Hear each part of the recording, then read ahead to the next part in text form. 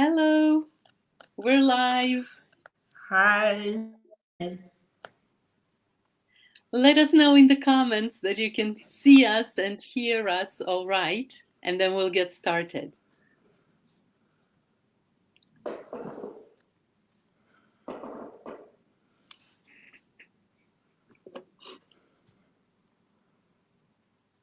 No one's saying anything.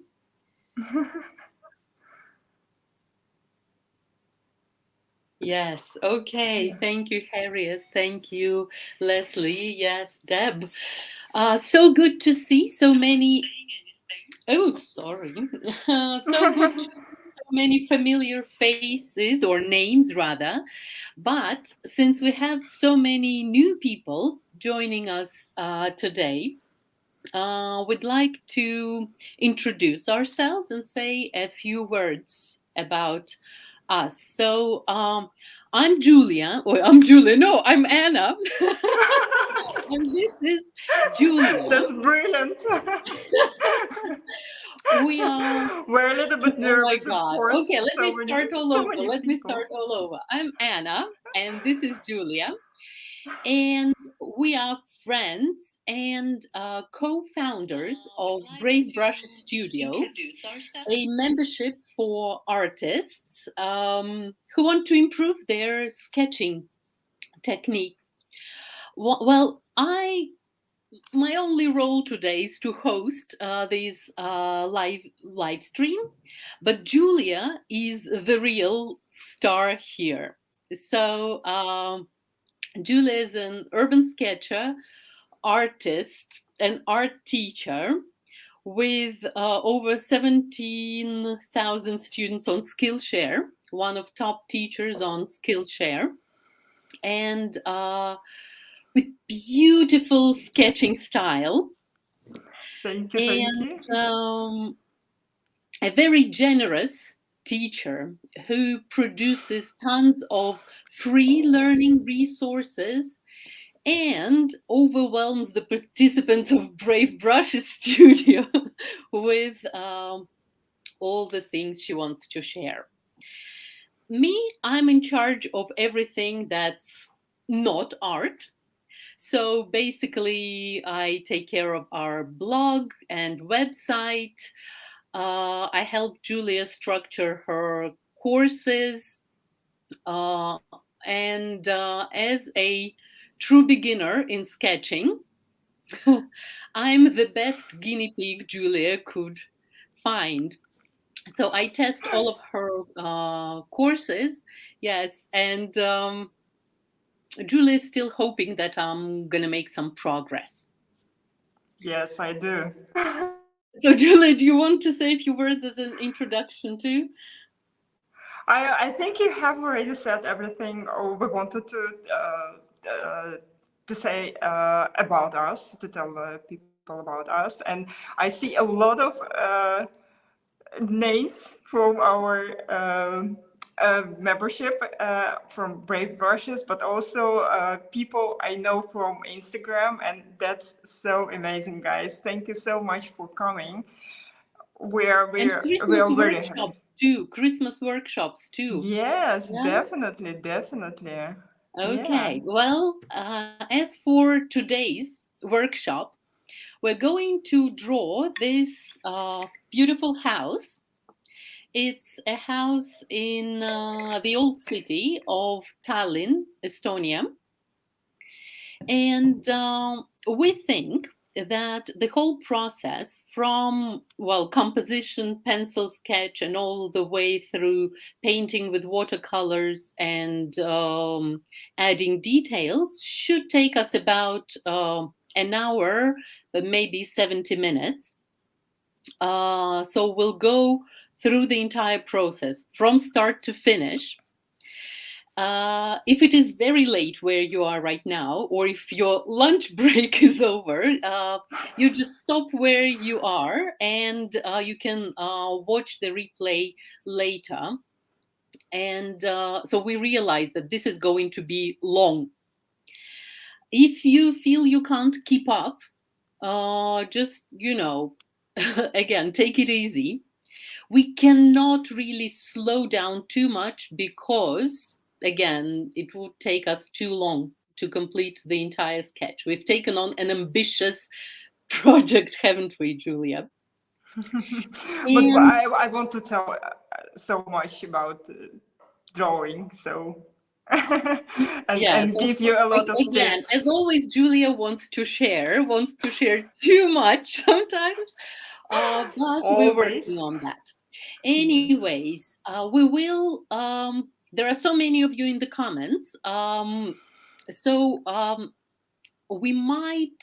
I will keep an eye on the comments for questions, but this time we'll try to make it to do it in a more structured way, in a sense that we'll actually take a break or a couple of breaks to answer all your questions. Um, and then at the end, for those of you who survive this long workshop, you'll have another chance to ask more questions. So we'll remind you about this at the end, but we would really love to see the sketches that you create. And if you share them on Instagram, then please tag Julia, Yes, so we please. can maybe even feature your artwork on our stories. Yes. And let's go over the supplies list. You had it in the email that we sent. So just look through the list. Make sure you've got everything you need. We also have here the list of paints that Julia will be using. These are Winsor & Newton professional watercolors. If take a screenshot of Julia's list, and so you always know what's inside her beautiful palette. Yes, Any yes, and questions? these colors are quite special. So if you don't have this, use whatever you want or whatever you have. So no problem at all. Okay, and so before we start, do you have any questions about supplies, materials? Um, Now is a good time to ask them. Yeah, Okay, I see Maria asks, I don't have Potter's Pink. What is nothing actually, but you don't really need it. It's a very beautiful color. I love this color very much, but it's okay to not to use it at all. So your painting will still be beautiful, I hope. and one more question. When I use masking tape, some of the paper gets lifted. Is that an issue of the paper or of the tape? It could be both actually. Um, it could be the paper, especially if it's thinner paper or maybe more, less quality. But sometimes also good quality paper has this. So you can try to make it the tape warm with your hair dryer, and then it will be easier to put it off. Okay, more questions. What size paper should we use? Evangelina's asking you. What size I'm paper? I'm going to use a size which is a little bit bigger than A4 format.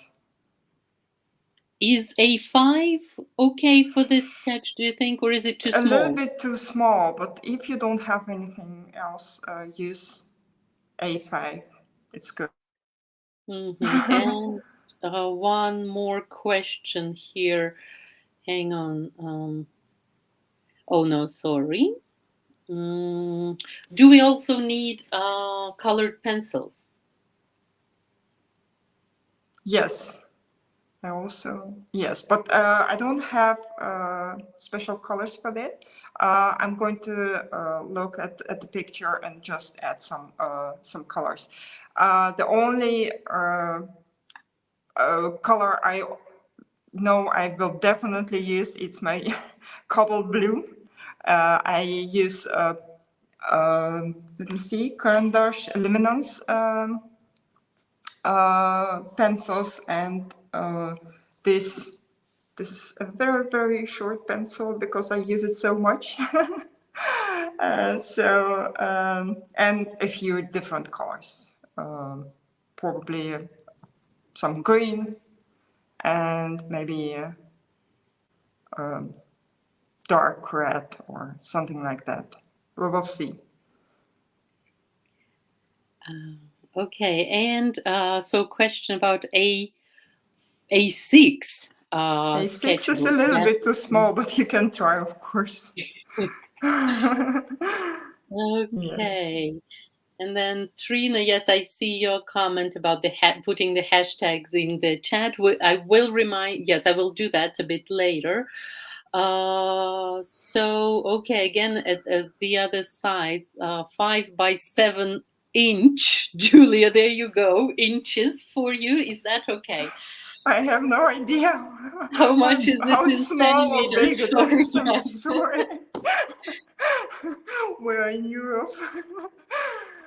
Yeah, I don't know. How many centimeters it is? I don't know. 15 by 21, roughly. It's yeah. you. Oh, it's good. By I think it's good. Oh, let me see. It's here's I have 9 by 12, and this is smaller. Yeah, okay. But I think just use what you what you have. That will be good.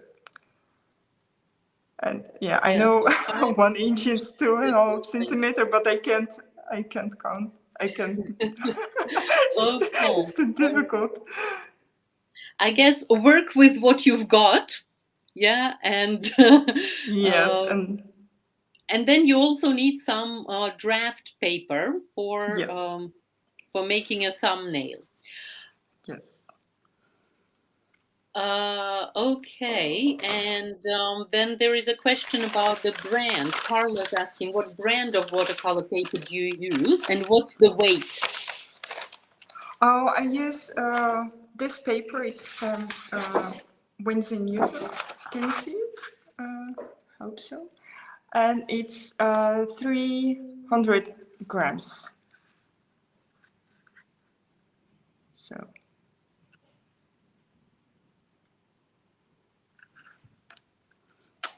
Yes. And it's cold press watercolor. And the size, what does it say? The size in centimeters? This package. In centimeters, yeah. It's 22.9 by 30.5. And does it say in inches? Yes, 9 by 12. 9 by 12.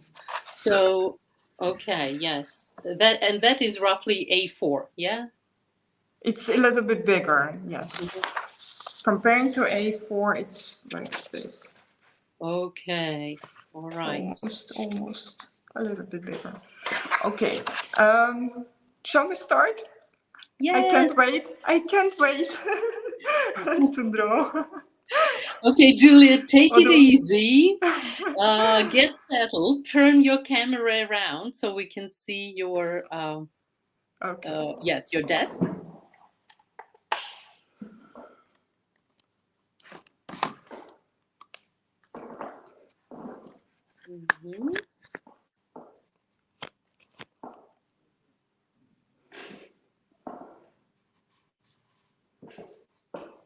Mm-hmm. Okay, we're getting connection lost. Connection lost. Can you see me?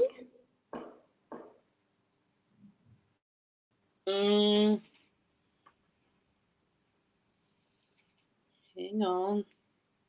Okay. Oh, we're back. Okay. Yes. Just. That's good. Okay. Let me see. Okay. Well, Julie, I guess you needed some time to get settled, and yes, YouTube gave you that time. Yes, Jeanette, I hear you. I see you. Yes, the screen is not clear. How is that working for everybody else? It's clear uh, where I am, which is, well, it must be your browser. Try restarting or like reloading the browser. Um,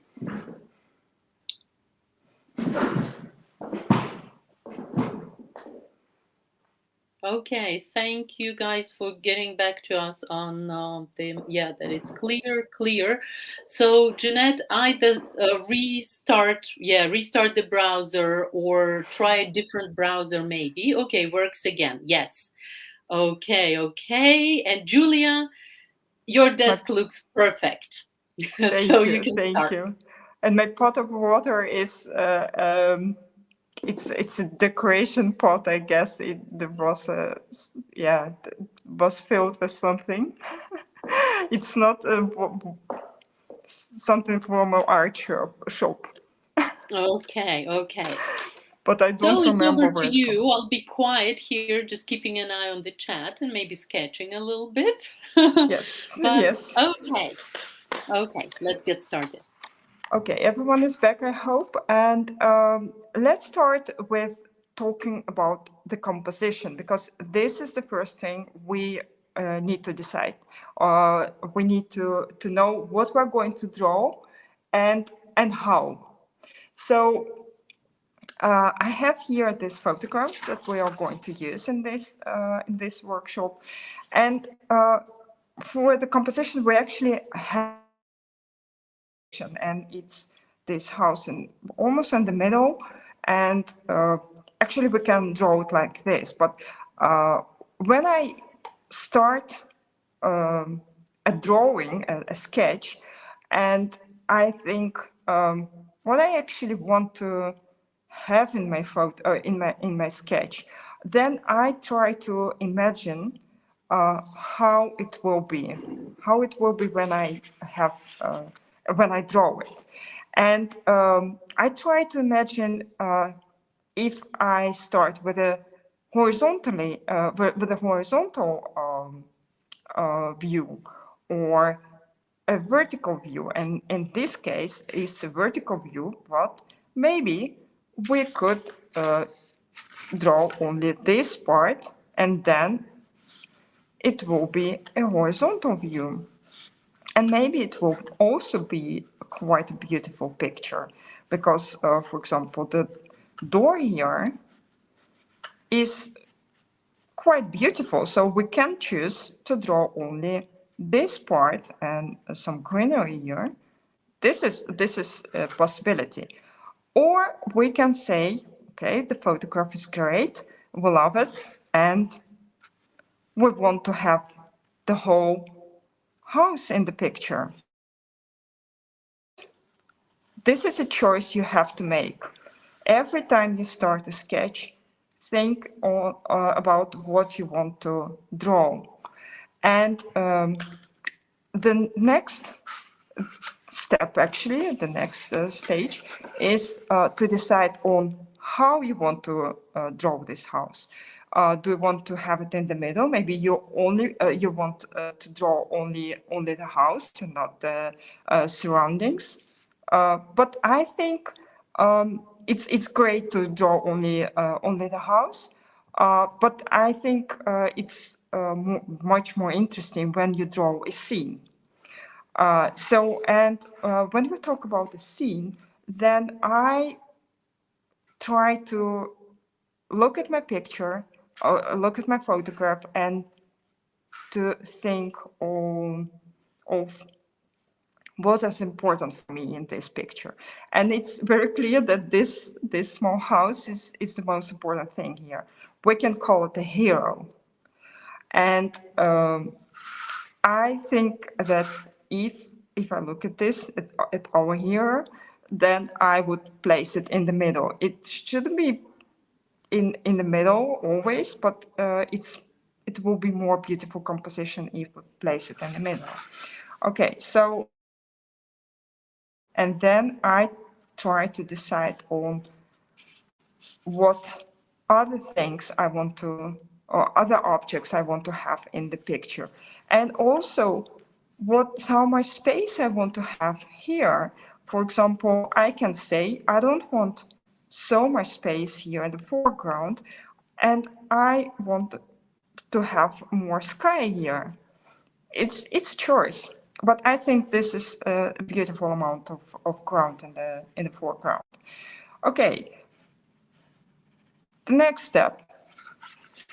I think this will also be a beautiful object for my composition.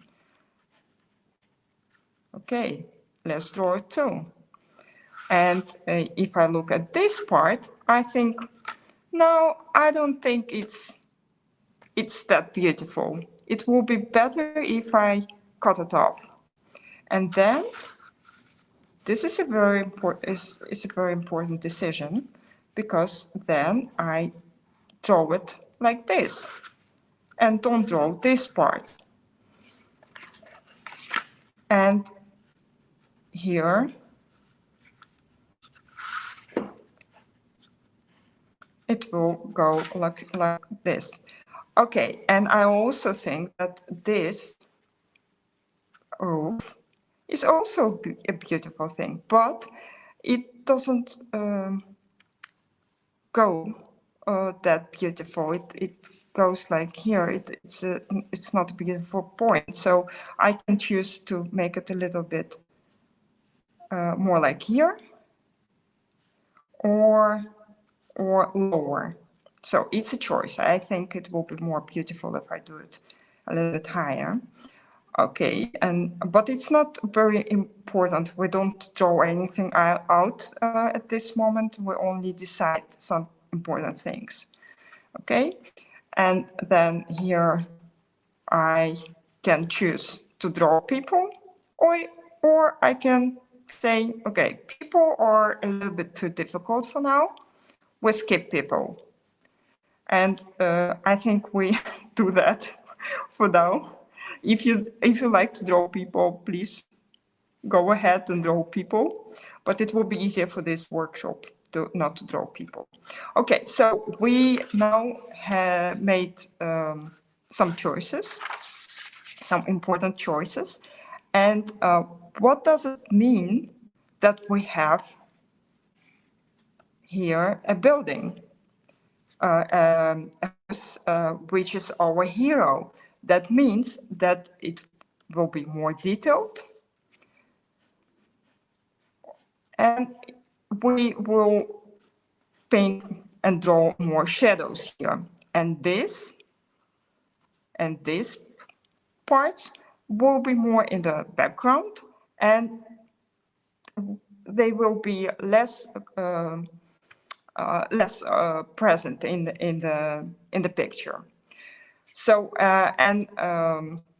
we will make the sketch first, and then we will color this small thumbnail, and see what colors we will use for this. And then we also can decide how much color, how transparent, or how many shadows we will draw here.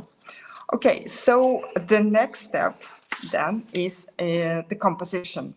Not the composition, I'm sorry. It's the proportions. Proportions are also a very, very, very important thing in drawing. And why is it so important? There are two reasons to keep proportions right. The first one, you want to fit your hero into a paper, because if you start somewhere and you don't know where it ends, then you don't know how what your composition will be in the end. So you want to fit it on the page, and you want to fit it where you want to have it. Important thing. Okay, and the second reason is because you want to keep the authenticity of the house, because if you draw this house more wider, then it will be a different house, not like this. It's a very small house, and it's a very funny house. It's narrow and it's long and it's very special. And if we don't keep the proportions, then it will be a very different house. Okay, so how we start with proportions? First of all, we only measure the proportions of the largest shapes, and we start with the largest shapes. And that means that we measure the proportions of the house. And let's try it. Okay, we start with the width of the house because it's smaller than the height, and we try to measure it. How many times the width will fit in the height?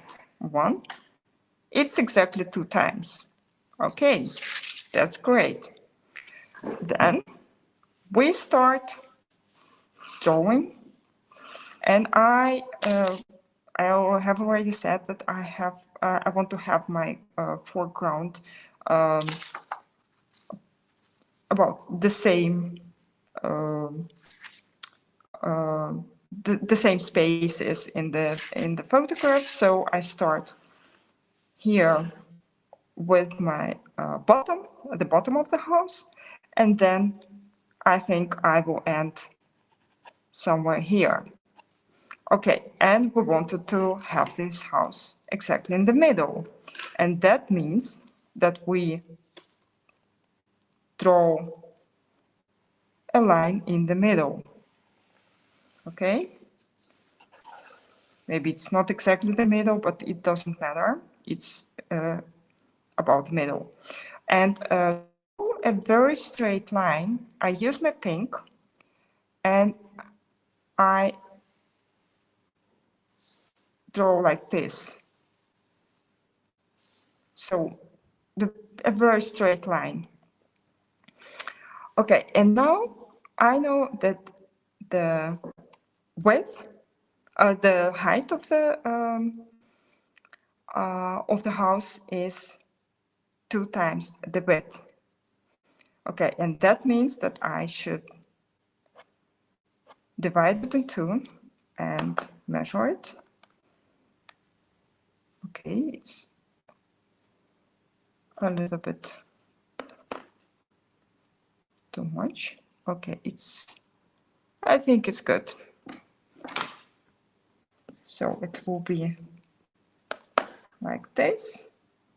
And then I need, and maybe it's easier if I divide it another time in 2 parts, and then I measure it again. It will be maybe like here. Okay, and then I can measure it here and here. Okay, and then I measure it again to check it, to double check it. Okay, it's exactly the width, the half of the height. Now we can raise it. Okay, and now we draw a line here.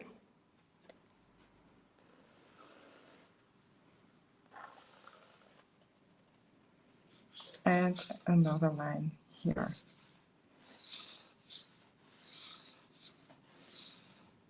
Again, using the pink.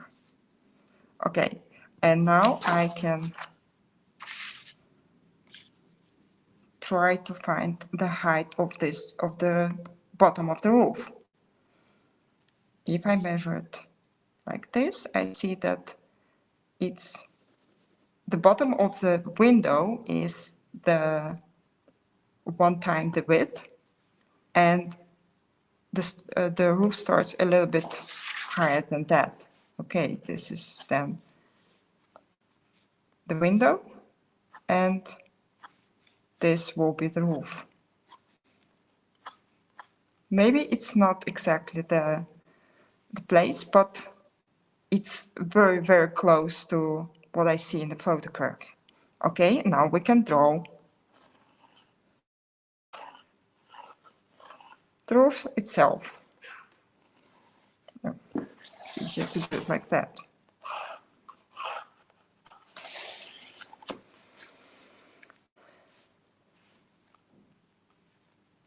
And now I want to double check it because I think it's maybe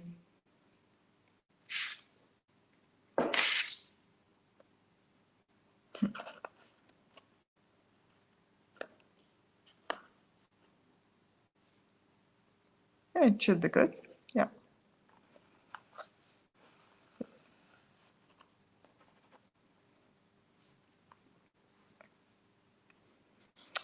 Okay.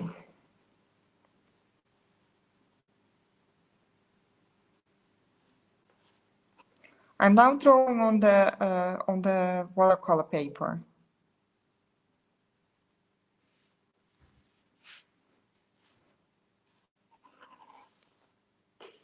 Okay, so now the rest of the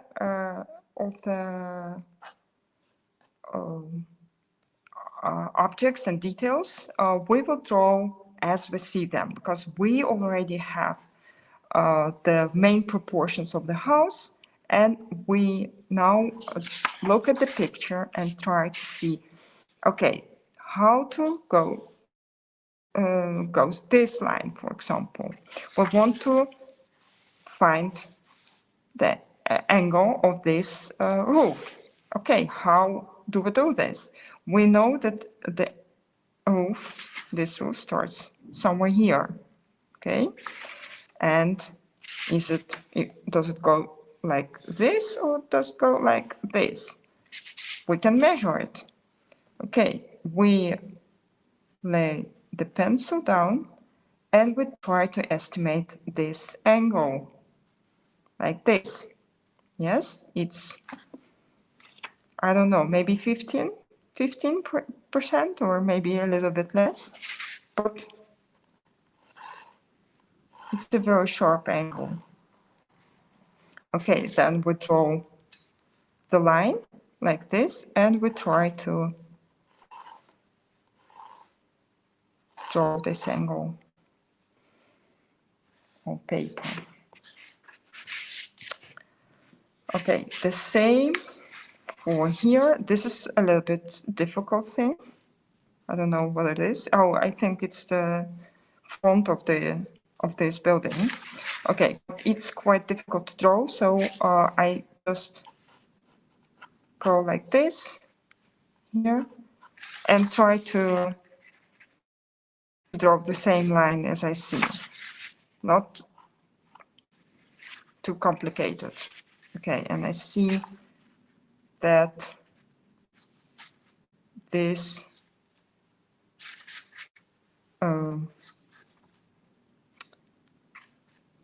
the tower behind starts at the same line as this corner.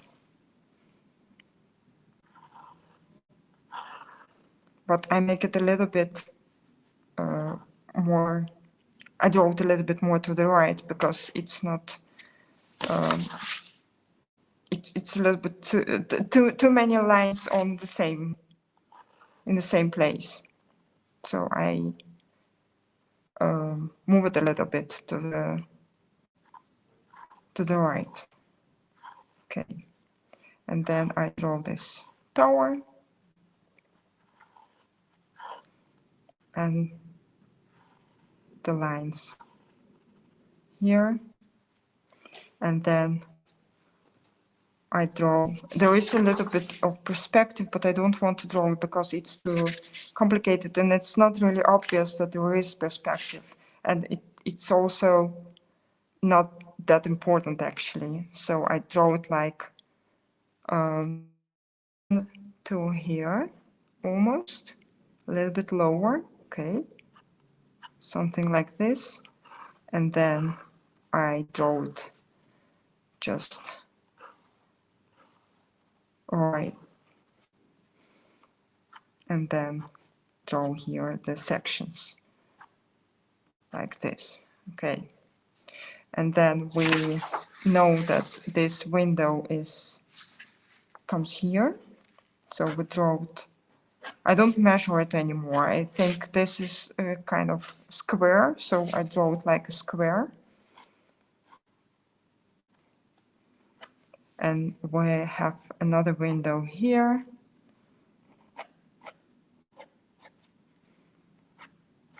Also a square. Okay, and we have a white line here.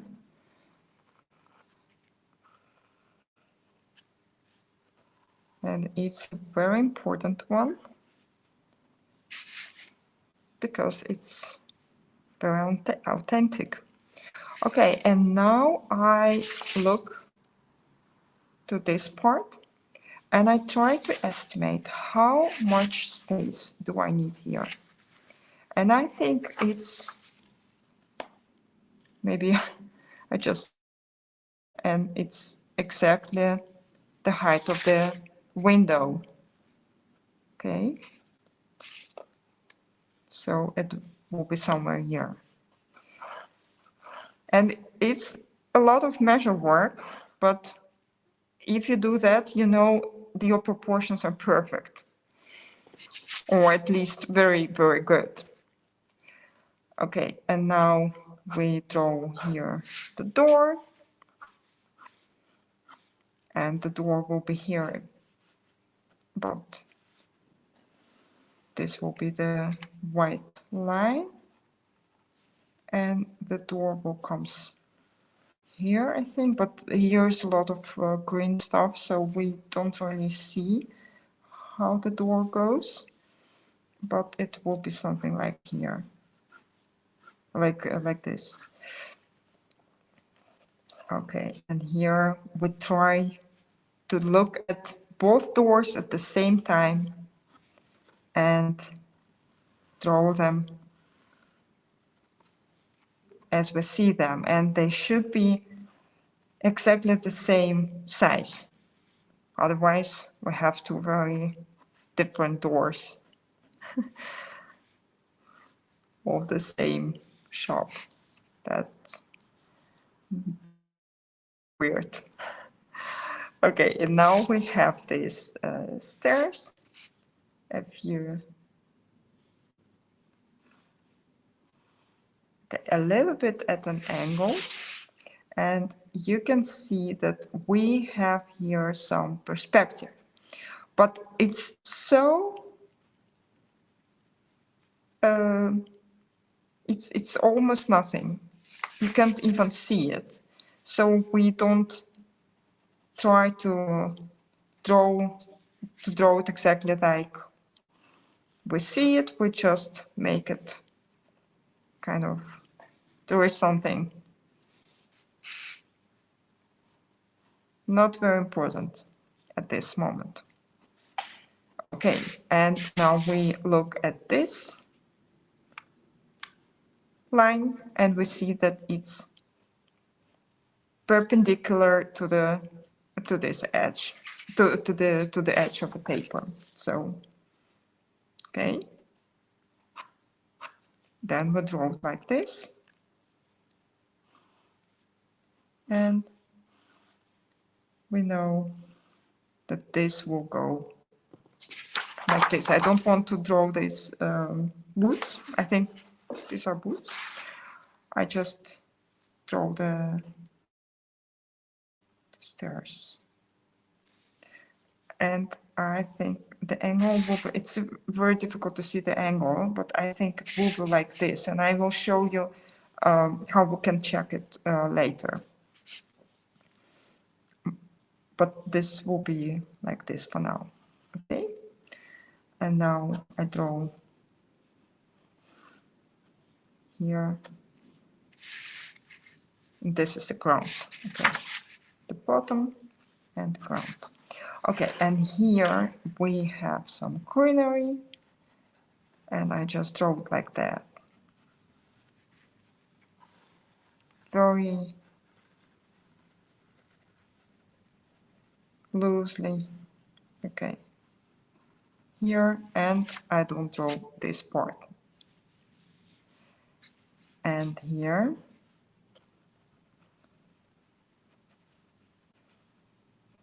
It will be something like this. Okay, we have here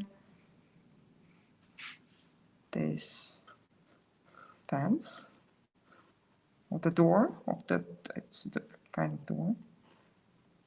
And this is also not very important to draw in perspective or something.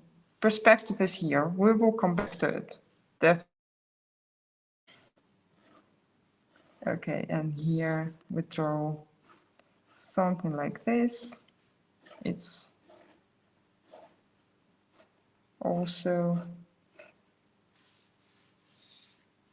very easy to draw, I think. And here we have a table, and we draw it. Oh, it's so dark, can't see it. Okay, it will be something like this. And I think a very important detail here is, don't know the name of this thing, but it's a very important detail, okay? And we try to draw it like maybe like this, or more open, something like this. And it will make our sketch more beautiful, I think, more interesting. It's always interesting to have something in the foreground, not just an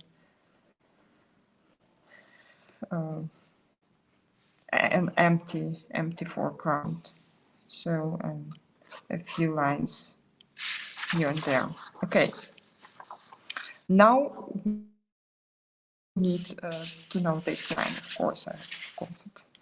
Okay, it's on the same line as the top of the window. Here's our top of the window. And let's take a look at the angle. And it's something, it's a little bit like this. A very, maybe 3%. Okay, so then we draw a straight line and then make it a little bit like this. Okay. And I see here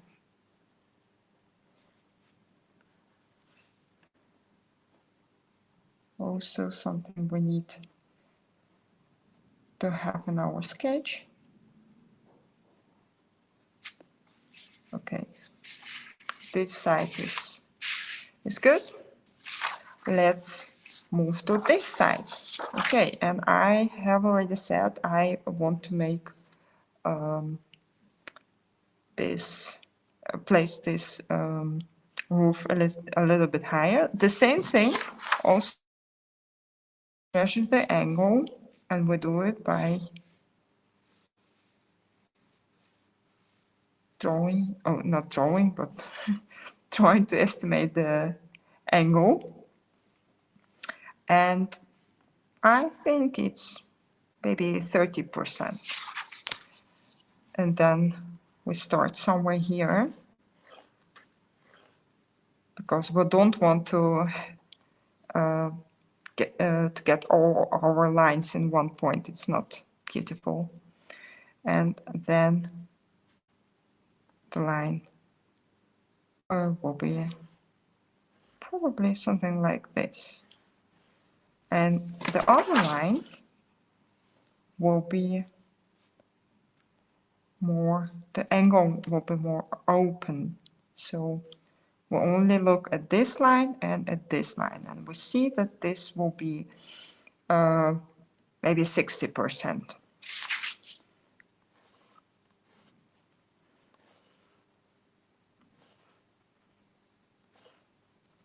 Okay, and then we see that we here it's not very important here, so we draw just something, and we have here a few lamps and a window. Oh, and one need to know where the bottom of this building will be. This is a very important thing. And the bottom of this building will be somewhere in the middle of this. I think it will be somewhere here. This is a very important detail. Okay, let's try to draw it here. Okay. And then we can draw a few lines here. Just a window, a very lightly, very quickly. And here chimneys. Okay, and now the same thing. Here's the perspective, and everyone is so afraid of perspective, but this is also perspective, and this is also perspective. And it's exactly the same method. You just take your pencil, you lay it down on your paper, and it's a little bit more difficult when you draw on location, but it's actually the same thing. And you try to estimate this angle. So, and it will be maybe a little bit more. Okay, so this will be the line, and this will be the angle. I think it's quite important, by the way, to know the rules of perspective, but if you don't know them, no problem. You can probably you can't draw a really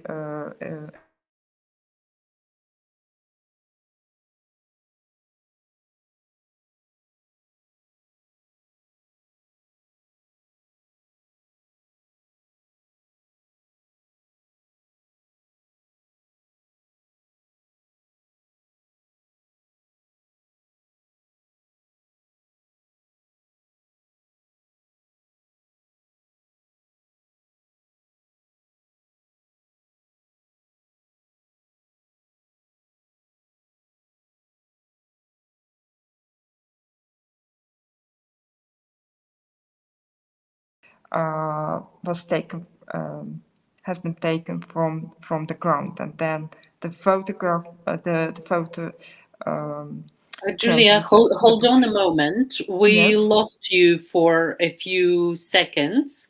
Now it Okay. seems to be back up.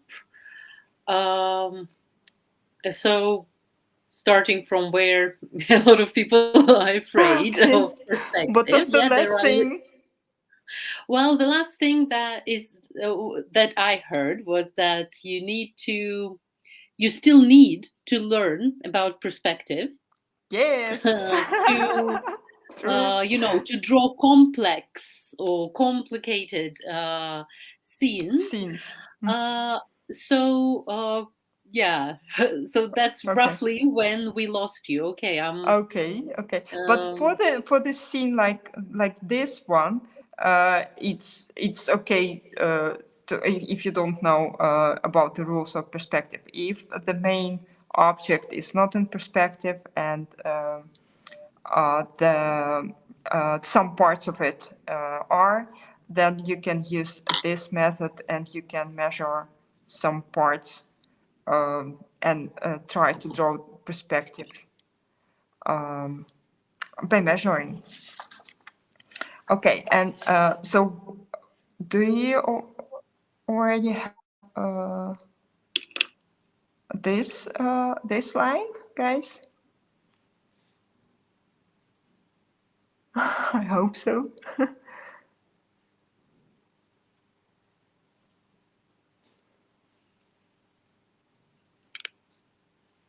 Uh, I don't see any.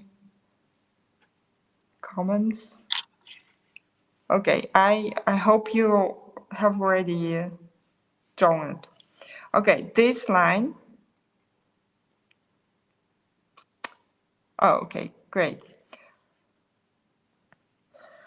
This line is, we can measure it exactly the same way. We also draw, or at least lay our pencil like that, and we'll look at the line and how it goes. And it starts straight, parallel to the pencil, and at the end it goes a little bit curving.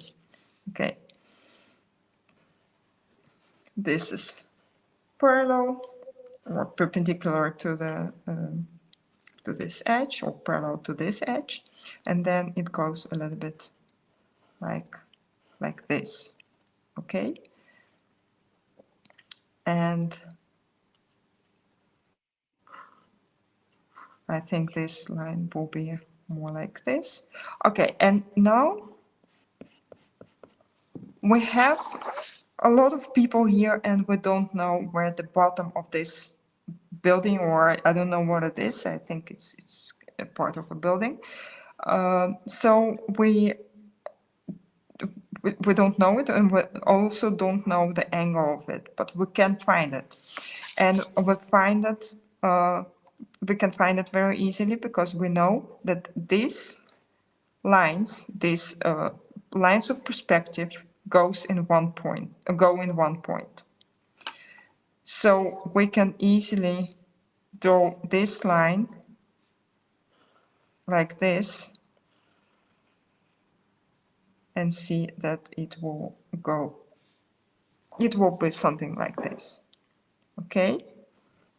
Not very difficult. But this building will start here. And here we have a few lines. Okay, and then we can draw, I don't know, it's very difficult to see what it is here, but we draw something like this, or maybe a kind of arch.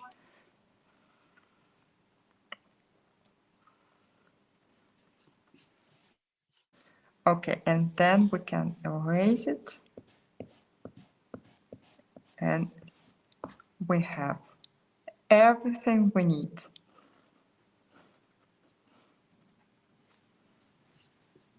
I think we can start refining it with the fine liner. Oh, maybe we also need to draw these parts very quickly. It will be more like here. And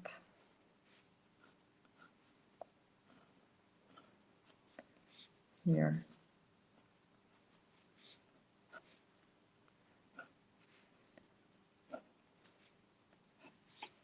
And we also need to know where the glass will start and the middle of the doors. Oh, and also this thing is very important. How we draw it, not very difficult to do, I think. Okay. Here we have this kind of rectangle, and here we have a small ball, and in between we draw these curls just like this. Very simple. Okay, now I think we have enough information here to start, these things, to start refining our sketch. Okay, let's take a little break for questions. If there are questions, Jeanette's asking to see the steps or the stairs, whatever you call them again. The steps in front of the building, I'm guessing. Yeah, the stairs. How to draw them? Or just, I don't know. Jeanette, could you tell us what exactly the question is, or do you just want to look to see Julia's sketch? Or Oh, I also promised to check to double check the stairs, and I see that it's the difficulty of of drawing from a photograph is that the photograph is it's not very precise. Some things are in perspective, like the house is more in perspective than when we stay in when we are in the street and look at the house. Some lines are quite weird in the photograph. So, but we try to draw our thing, just try to do it a distorted photograph. Yes, thank you, Deb. Yes, so we sometimes just need to double check things. And I see that this line, for example, the line of the stairs is not a good line. It should be more like, this is a good line, and this should be more like this, I think. This is also a good line, but this should be more in perspective. could you Yes. go over once again How to draw? would you draw? Yeah, these two steps. Okay, I draw them. I just look at the picture and I try to see how. I don't draw the steps. I draw shapes, and this is. You should remember when you draw is that you don't draw objects, you draw shapes. And when you start drawing shapes instead of objects, it will be much and much easier for you to draw, because very often we think we have a kind of imagination of not maybe it's the wrong word. We think we see it in a way, and it's something very different in reality.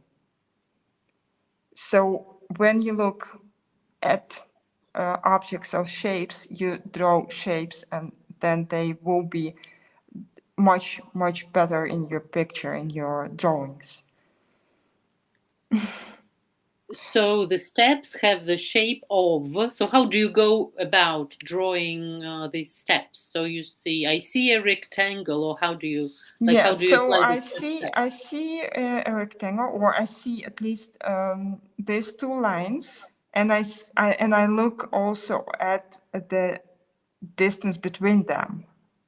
So how much space is here between this line and this line? And then I see here this part, another line, and then also a line, and a little bit more space. So every time I look at these distances and try to draw them. And when I have all these parts, then I look at the angles. So do I have here an angle of how much percent? Maybe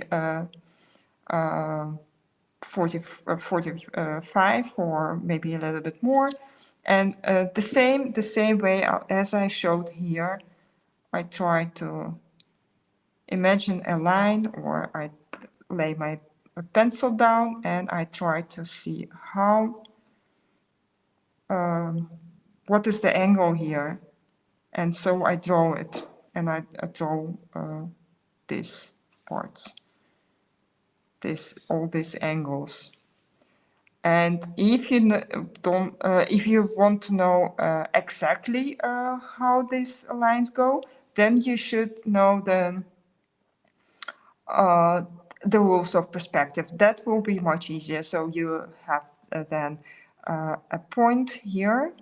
This is a 1 point perspective, and you decide, okay, here is my point, and all the lines will go to this point. And as I have already said, some lines in the photograph are distorted. So Okay, Julia. This is how it works. I have another question from Yes. Herlof, but unfortunately I can't read Dutch, so you may want to go. It's one of the Okay. last comments here. And yes, guys, if you write something in Dutch, it's not that I'm ignoring you. I seriously just can't read. Okay. Why do I leave the tower? Why I don't I leave the tower? Okay, now we got you confused with languages too. Yes, because I wanted to have the tower in the picture because it is there, and I think it's a very authentic thing in the picture, and I wanted to have it there. Of course, I can say, okay, that's a weird thing in the background, and I don't want it. I don't want to have it in the picture, but it's just my choice.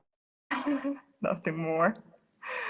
I hope I answered the question, Gerlof.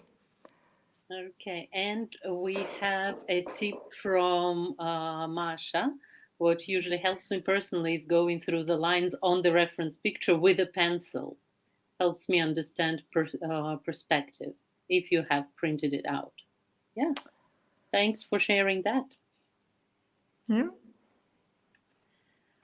Okay, any more questions?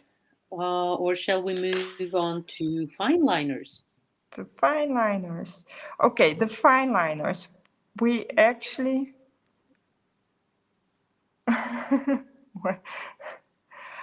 We actually just refine everything. We draw it a little bit and a little bit more refined way, but we still don't draw anything out. We draw quite fast, and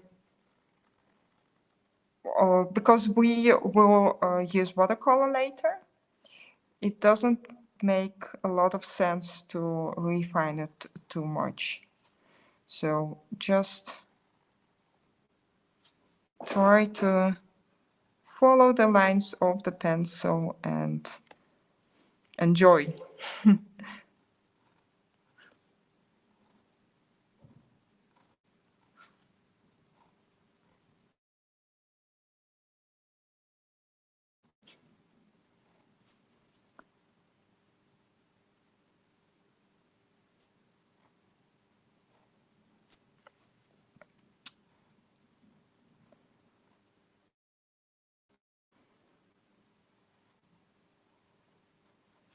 Okay, we have here the roof. And you can choose how you want to draw these tiles. Which fine liner? What size fine liner are you using? This is 0.3 millimeter. Another one I'm also going to use 1 millimeter later, for example, to make shadows. This is quite thick one, and it's easier to draw shadows with it. Look like this.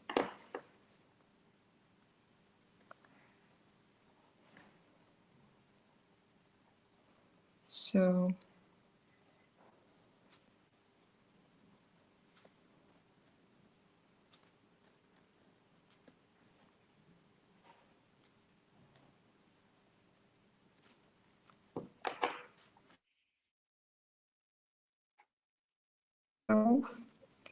and here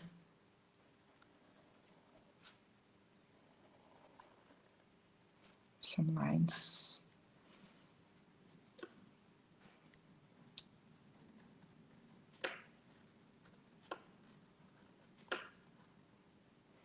And here I see some leaves starting.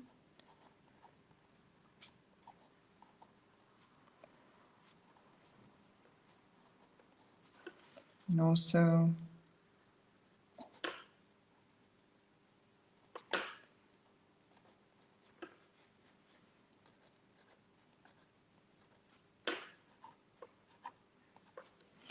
and I don't want to draw all the leaves out. I just draw a suggestion here.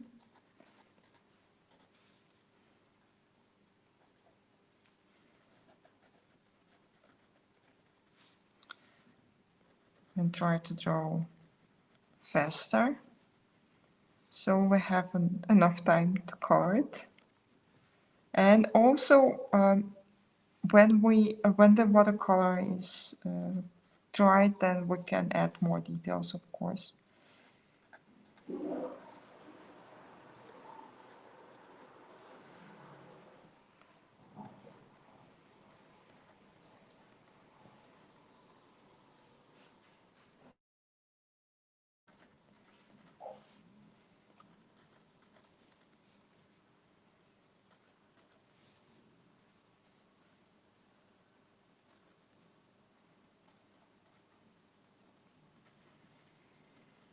Okay, here comes in front of the door.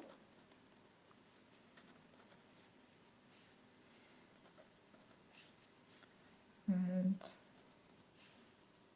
here we also have some leaves, and I tried just to draw some very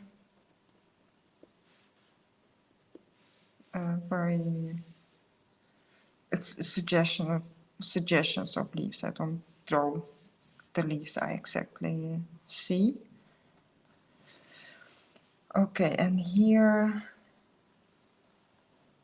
we have this door, and maybe I will use the thicker fine liner for this because it's dark. It's a dark line. We can use this fine liner, and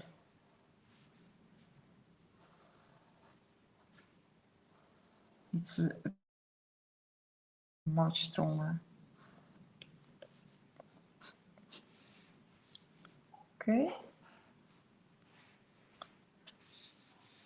and then the table, also some shadow. Here we see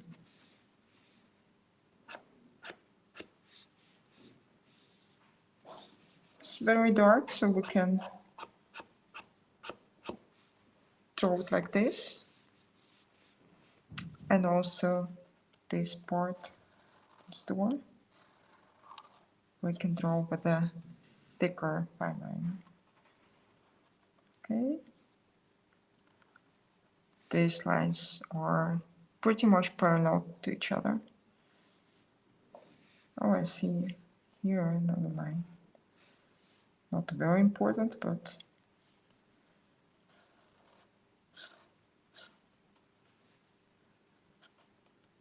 okay. Something like this, and we can draw a few suggestions of leaves here.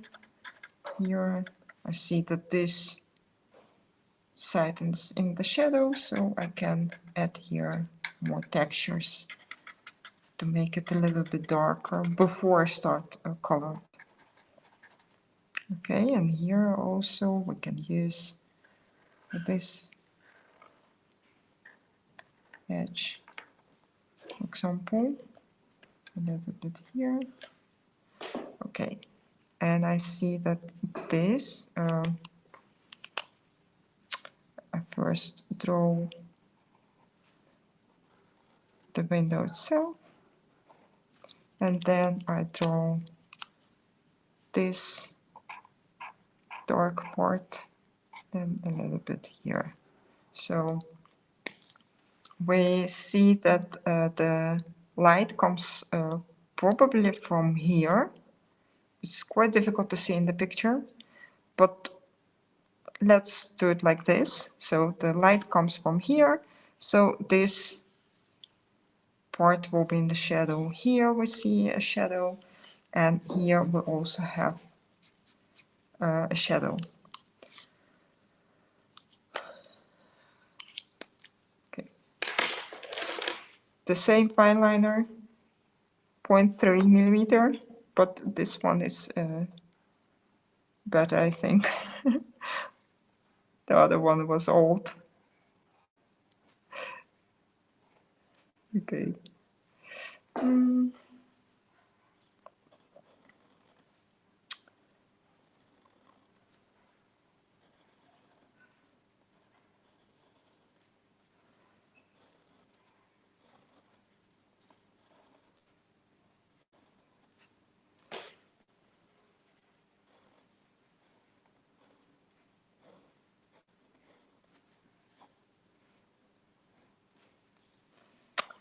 Okay.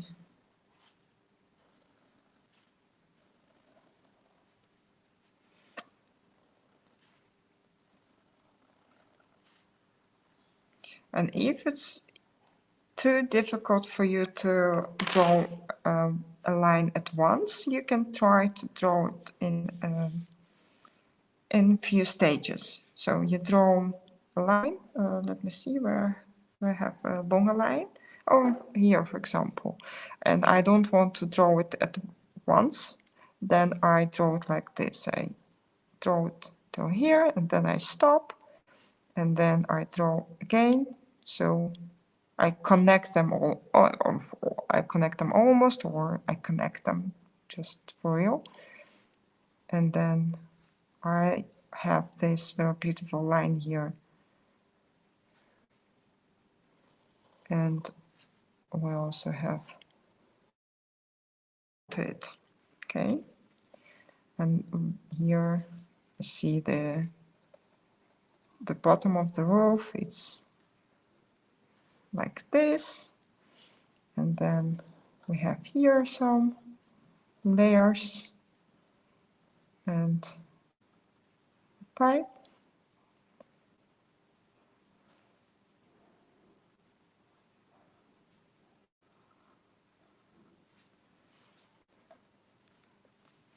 And now I draw this, and if I see that I made a mistake with a pencil, for example here it's not exactly in the middle, it's more to the left, so I just change it.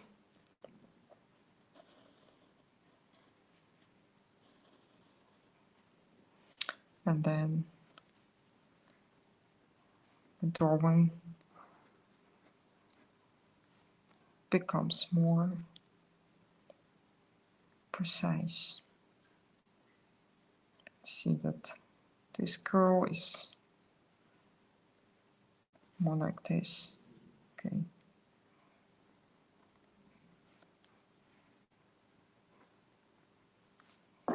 And then we have that white part.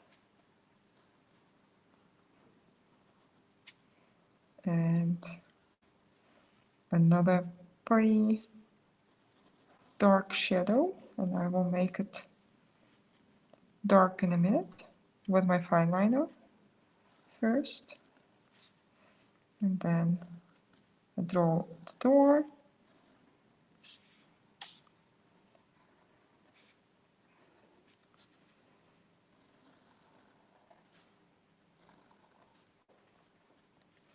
And these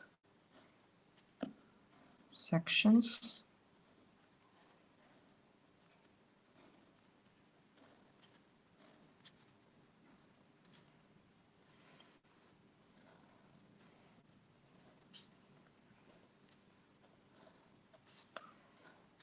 Okay.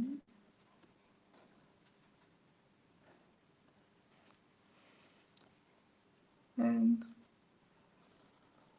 here I know that the windows come to here.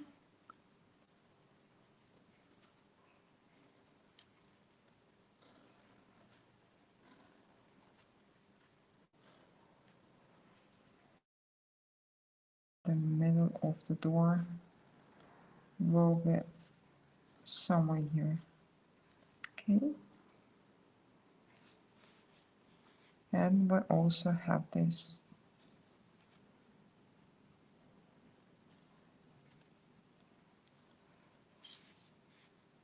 ports here.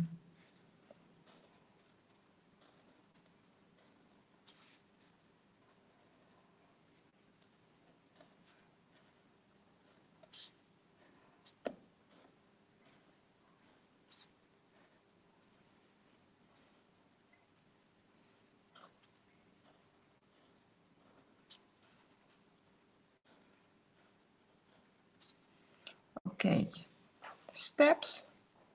Again, we just follow the lines. First this line, and then this line. And we can check it if it goes in this point, and it goes in this point, then the perspective is good.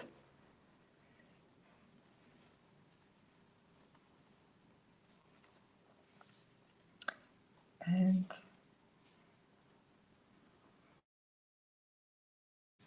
okay,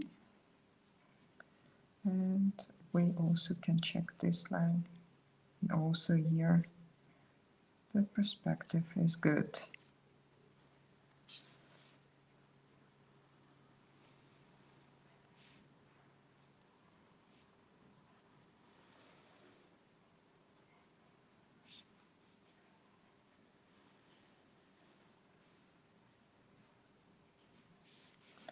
Okay.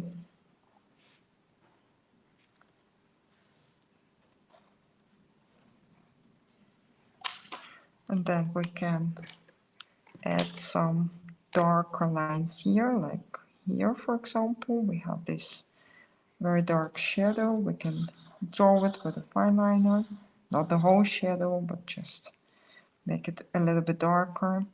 Here we also have a dark shadow. And we also can draw the parts of the windows dark.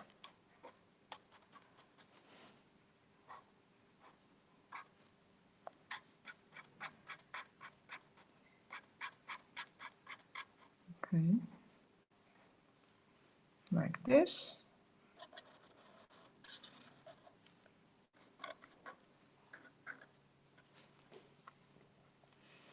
And here we also can make the parts of the door dark. These sections.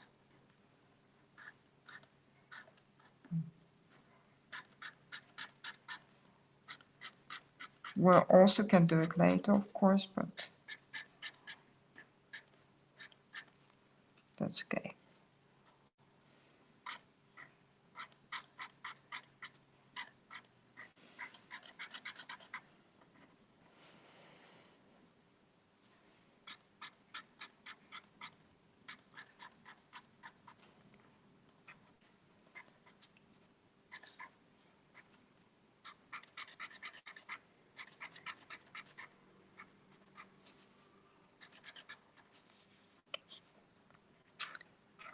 And add some shadows.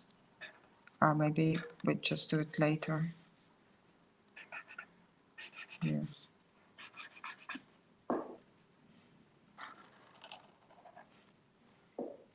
Something like this. Okay, the only part we have, oh, I also want to add this. Also dark points in the picture. Let's make them dark. And here, this is nice to make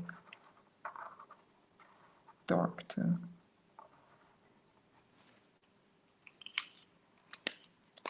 And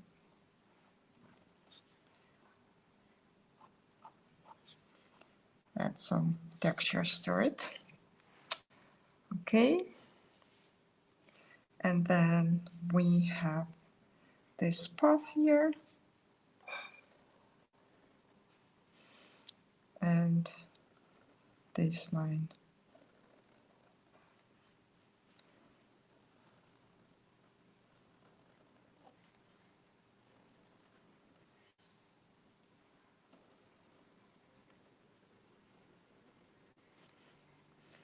And I have no idea what I see there, but we just draw something. Okay.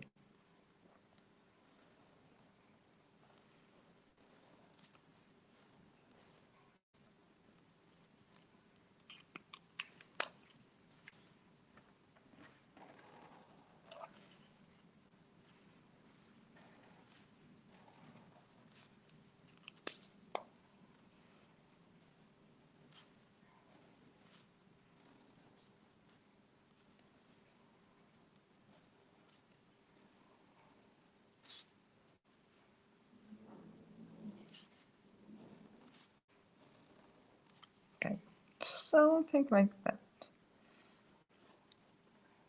Okay, I see there something like door, maybe some lamps here.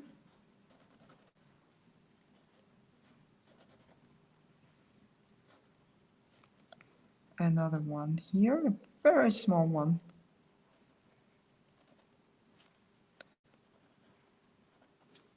Also can make a little darker. Okay, and then we also draw this chimneys here, but very loosely and very quickly, and draw this, and don't draw this line before I do it. Oh, the nails. Julia, we've got a Yes. question. Are you changing the fine liner to draw the shadows? Yes, the dark lines, for the dark lines, I use this thicker fine liner. It's 1 millimeter.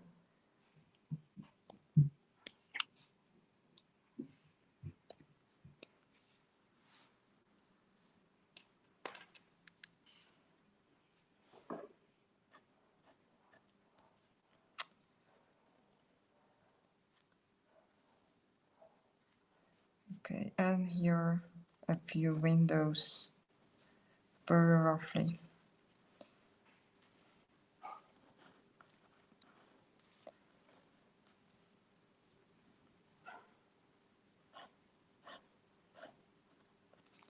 This is not important because we are not going to draw it a lot, just a suggestion of something in the background.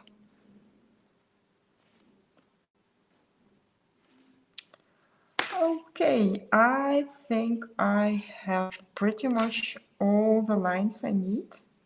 Maybe I draw here something, there is a chair and table, and totally not important how they look like, but just we draw something in the background. It's good like this, and the bottom of that house. Okay, and I have here some lines. I just draw it very roughly for now, and later we can we can draw better and more beautiful. Okay, I think we have everything we need, or maybe these lines, just to suggest the lines in the background will be closer to each other because it's perspective, but that's good. I don't want to spend too much time on it. Okay, now I can erase it. Oh, I've got this.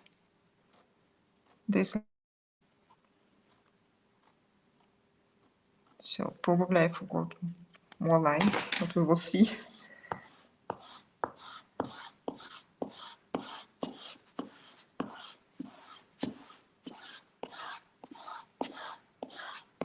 So this is my favorite kneaded eraser. And it doesn't damage the paper, so I use kneaded eraser instead of a regular one. And if you read my blog or follow my classes on Skillshare, you know it.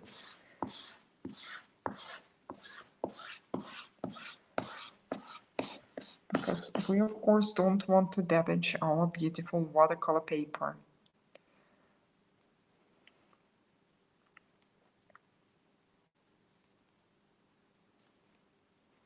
Okay, so Julia, take a breath, take a Okay. little pause, Yes. and just so you know, we're way behind on time.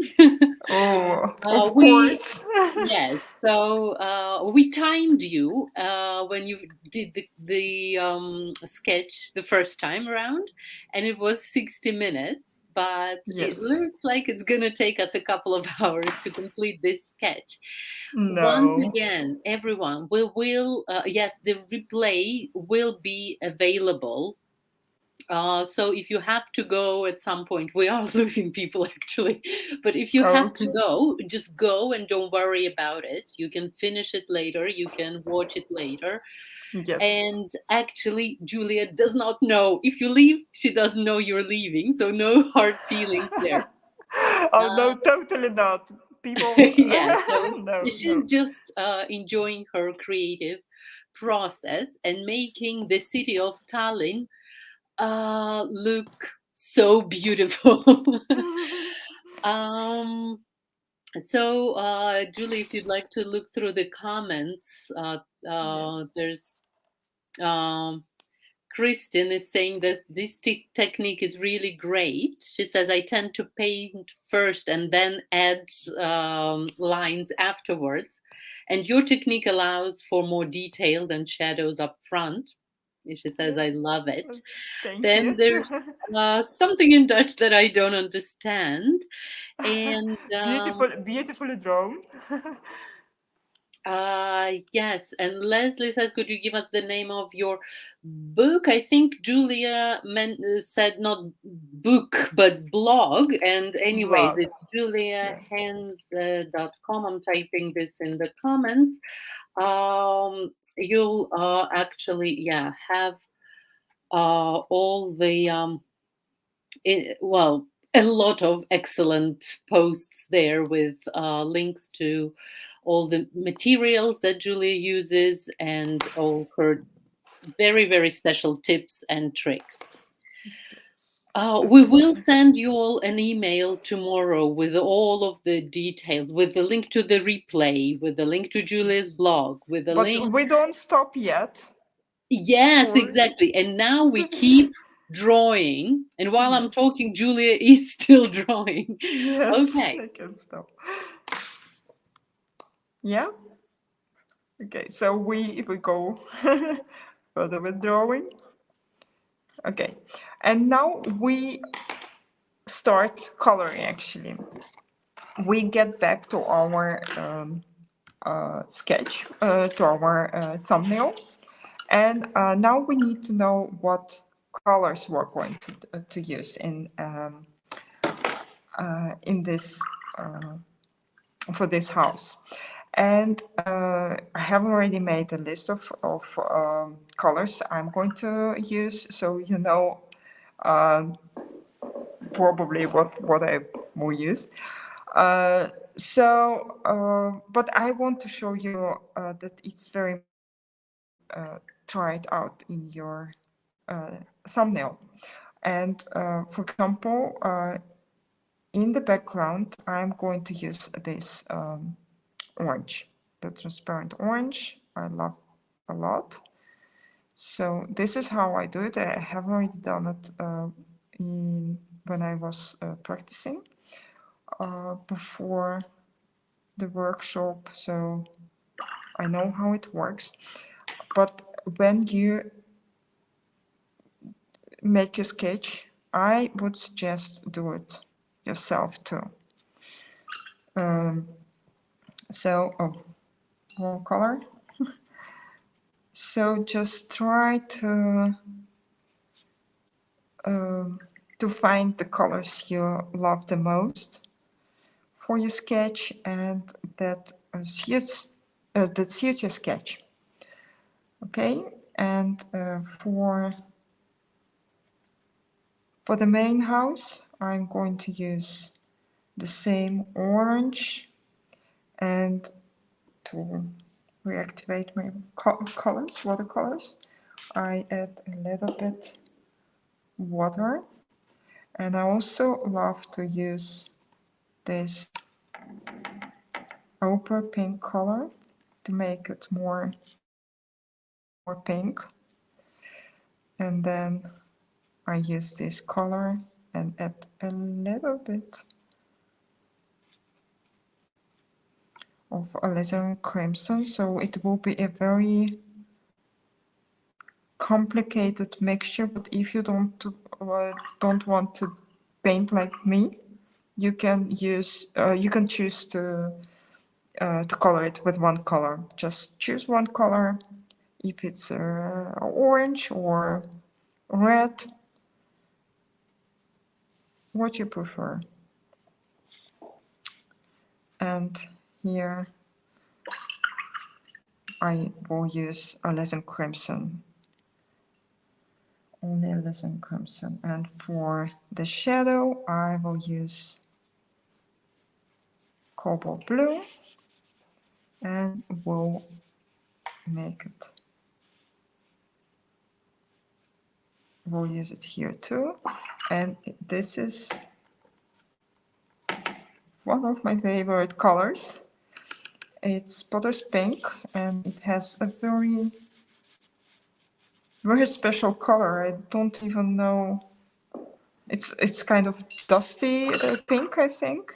It's very beautiful, and it's also granulated color. Such a beautiful texture. And for the greenery, I never use green for greenery, or almost never actually. I always mixed yellow and ultramarine blue or another blue to make to create green colors. So this will be for here. So I will use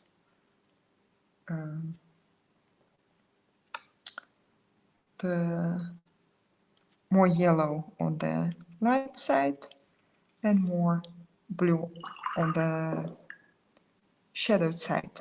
Okay, so I think we know we have enough decisions.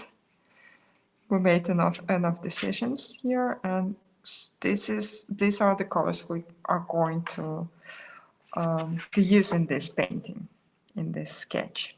Okay, so let's start. Oh, I think I forgot to draw this line.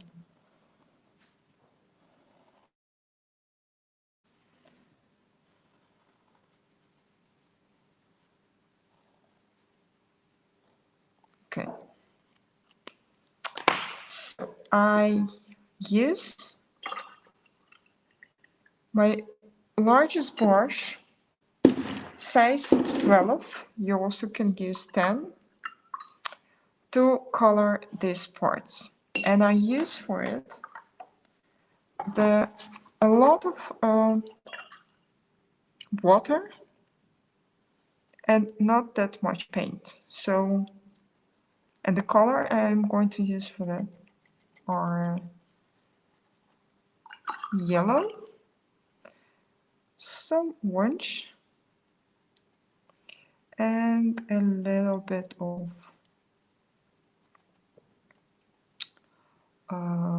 burnt sienna.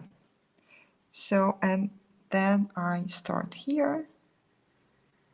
And as you can see, it's a very transparent mixture. And I can add, for example, more yellow here. Not that much, so I can remove it. And it's a little bit too yellow, I think, so I add some to it, or a more warm color. Okay. And then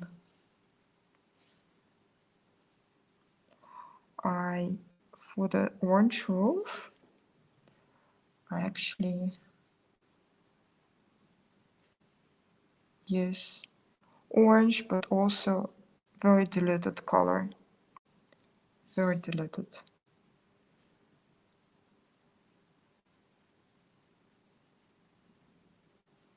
And I paint quite roughly here.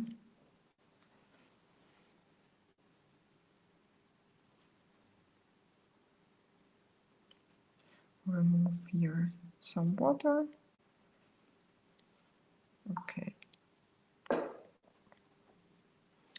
And the same actually for this part.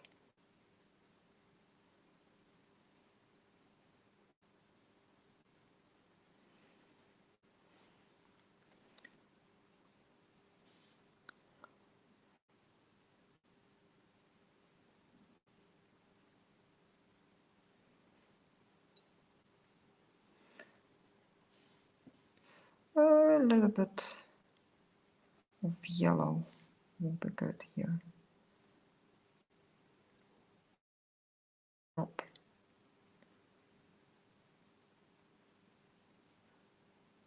And here, this color will also be more like yellow.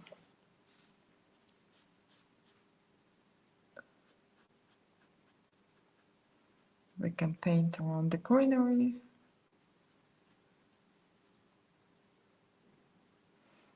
Okay.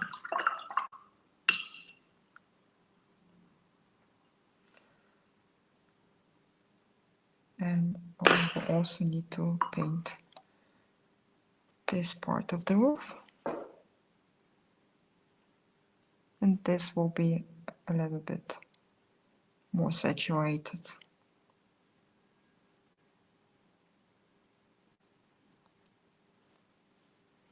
And here,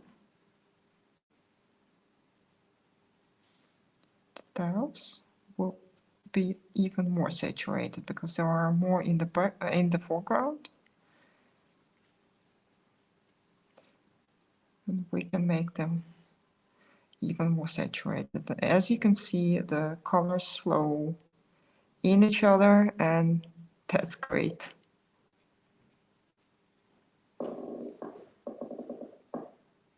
Absolutely no problem.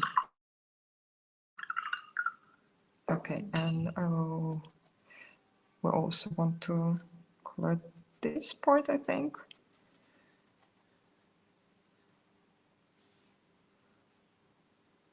Add some color, not too much.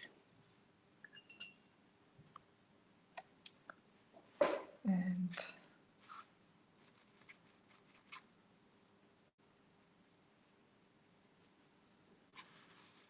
it will be like this. Okay. And now I want to paint this part of the building, the house. And for that, I make this, actually start with orange.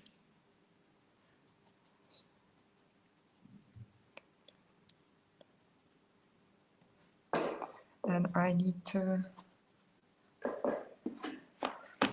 do it at an angle, because otherwise all the paint will stay at the same place, and I want it to come a little bit down. Oh. Paint on my table. So I mix pink and ochre pink and orange. And so I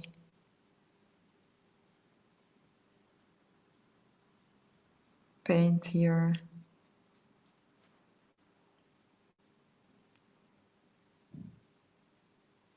around the windows. And then I add more pink.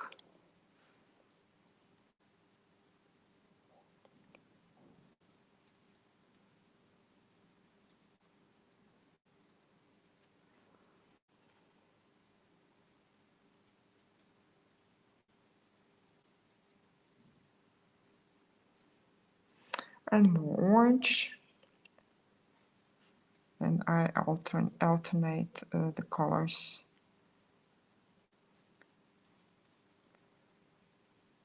And try to create this beautiful texture. And I also can add a little bit of alizarin crimson to it to make it even more interesting color. Paint around this.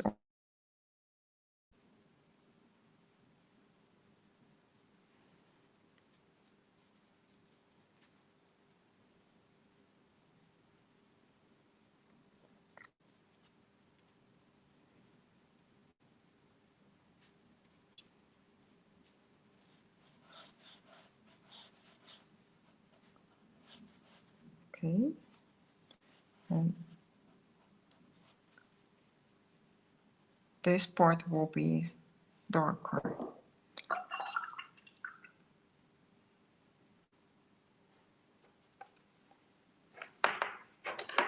So I change the color and I change my brush.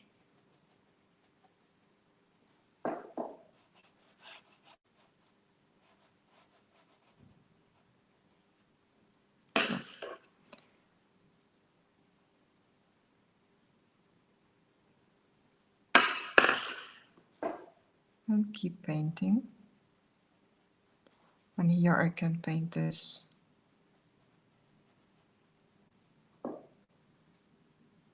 door like this. More color.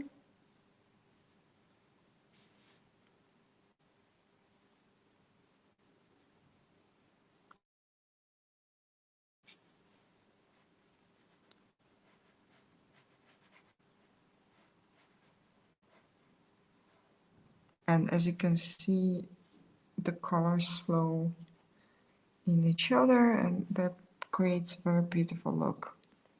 Oh, can paint here, of course.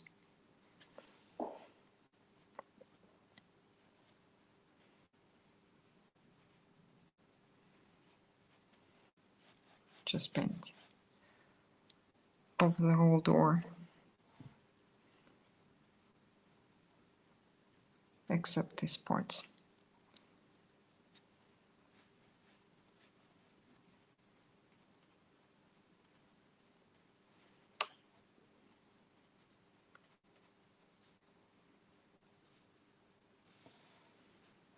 Okay.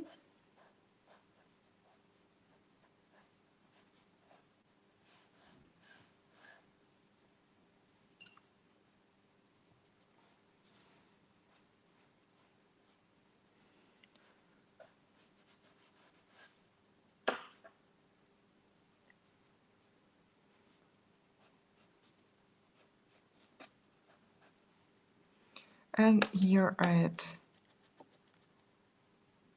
a darker color,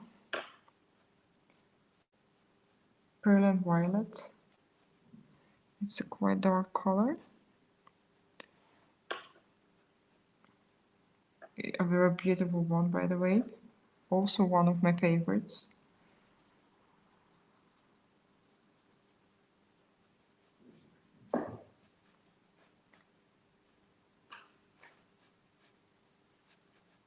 Okay, and I also can add a little bit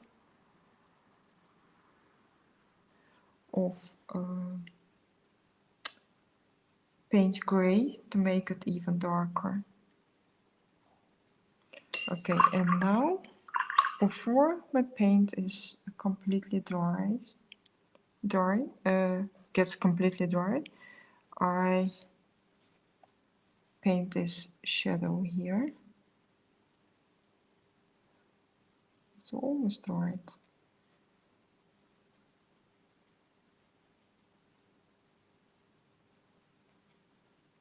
Okay.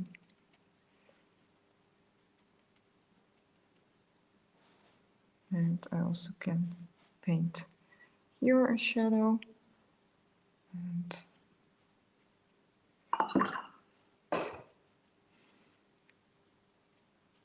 make it a little bit softer.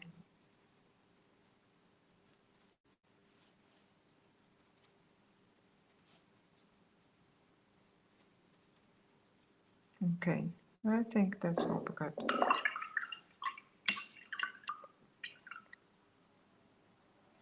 And now I'm going to paint greenery.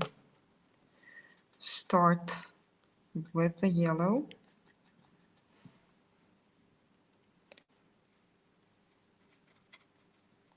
And then add some ultramarine blue.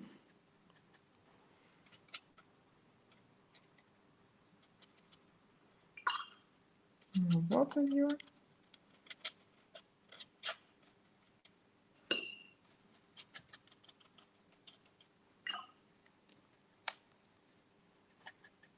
Okay. Oh, it's maybe a little bit too much. And also here, the colors flow in each other, and that's absolutely great. No problem at all.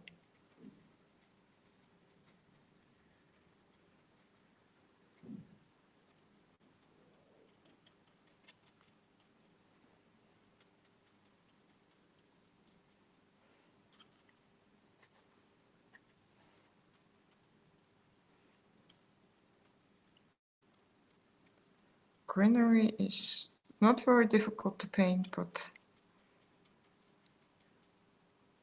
you just need to try to do it very loosely.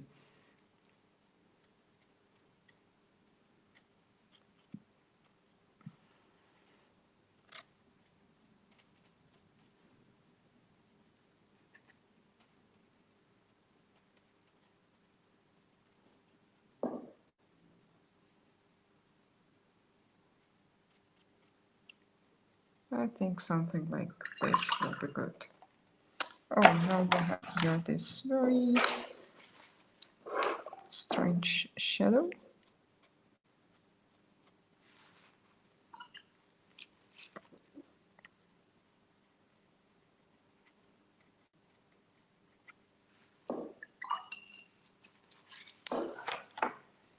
I'll make it a little bit.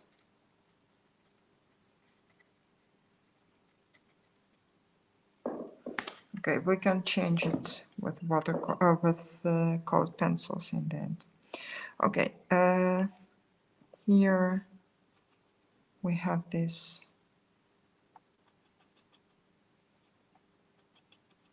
kind of block, and I want to make it a little bit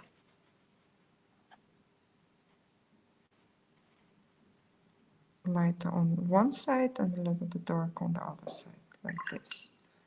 Okay. And then I'm going to use some blue color for these parts. And this is black. Oh, this is also black, but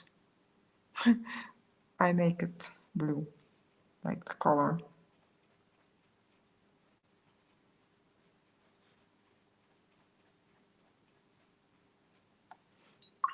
Okay, and then for these parts,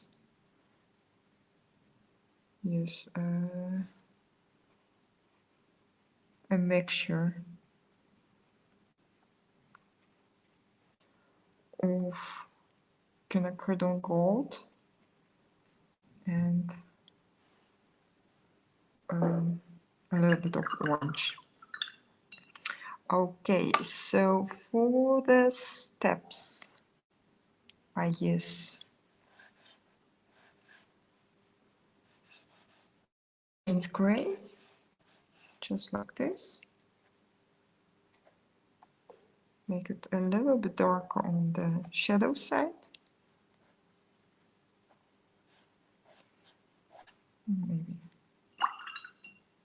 Maybe a little bit too much, but I can remove it.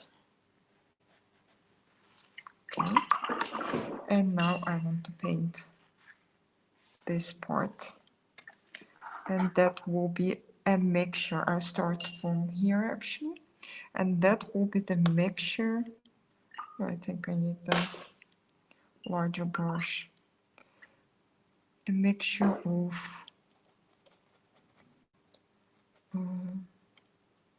potter's pink,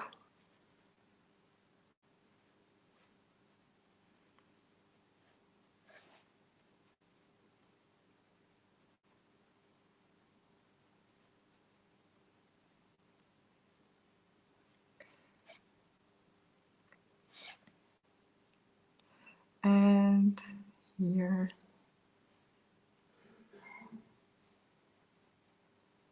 cobalt blue.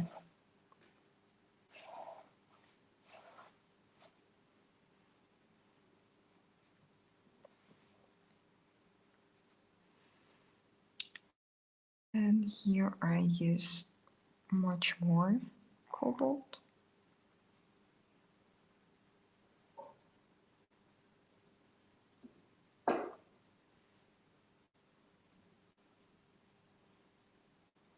And also a little bit of potter's pink.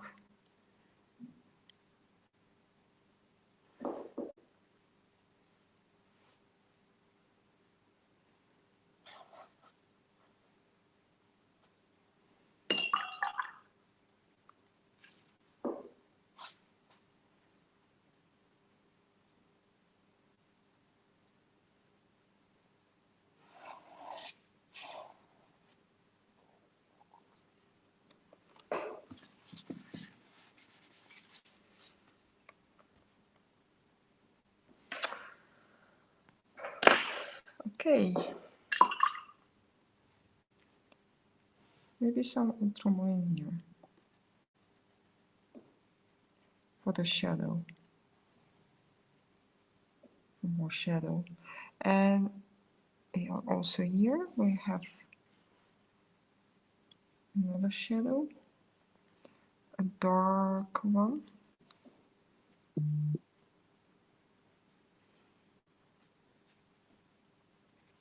And we just below.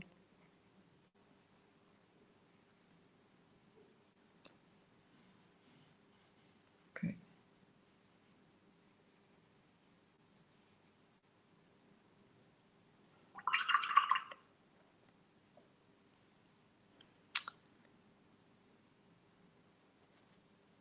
And draw here.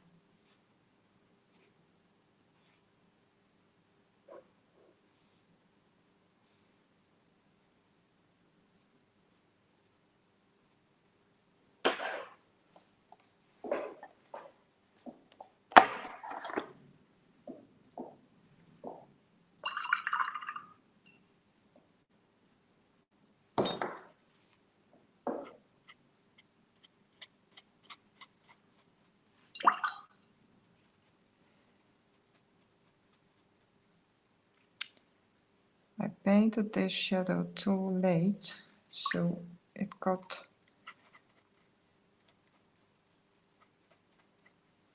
quite ugly, but no problem, we can change it. I have good watercolor paper.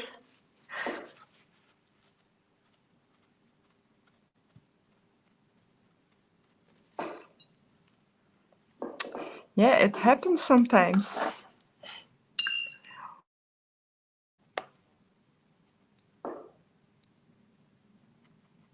Unfortunately, most of the times it happens not during a live stream, but now I can show you how I repair it, at least. Just use the same color and add the shadow later.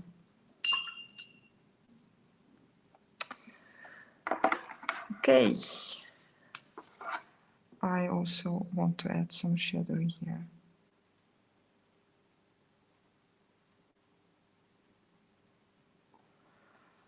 And I think we're actually almost done with coloring. A little bit here, shadow.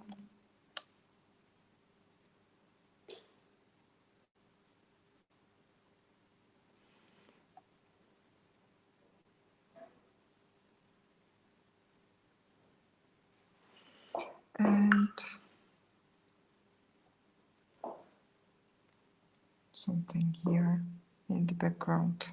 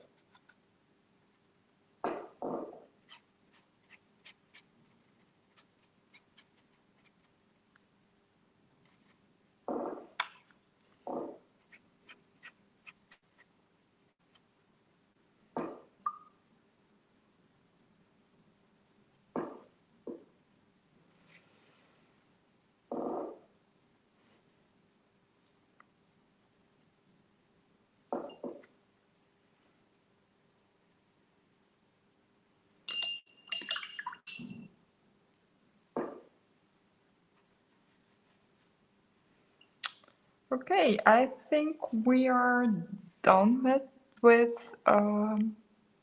coloring now.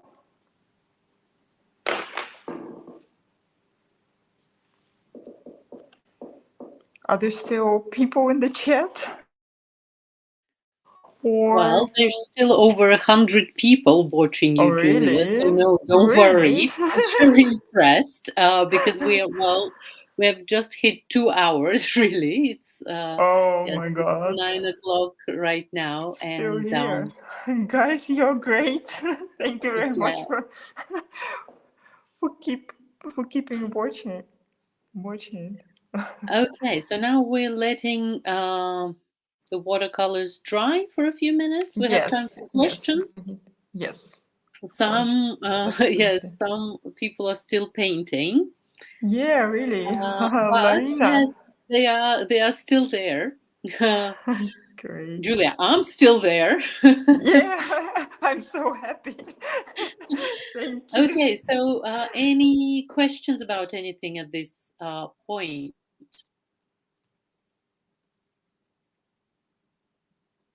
No questions? No, too busy. Okay, that's good. Maybe I have a second to uh, for my iPad. The battery is very low, so I can see the chat in a few minutes. So Okay, maybe I take your can. time. Yeah.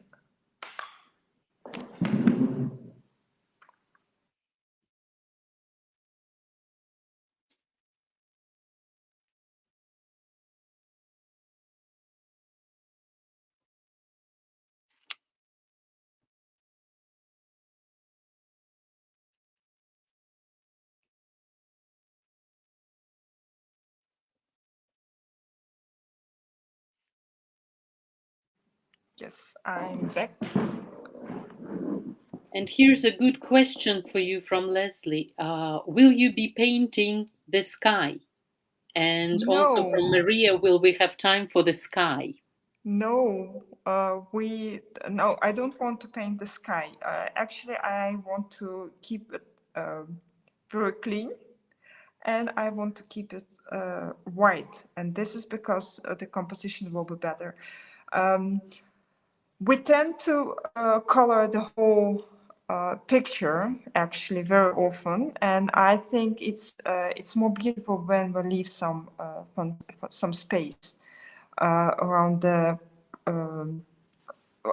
colors, around very intense colors like this. And now I see that I've got to draw the shadow of the tower. So I added here.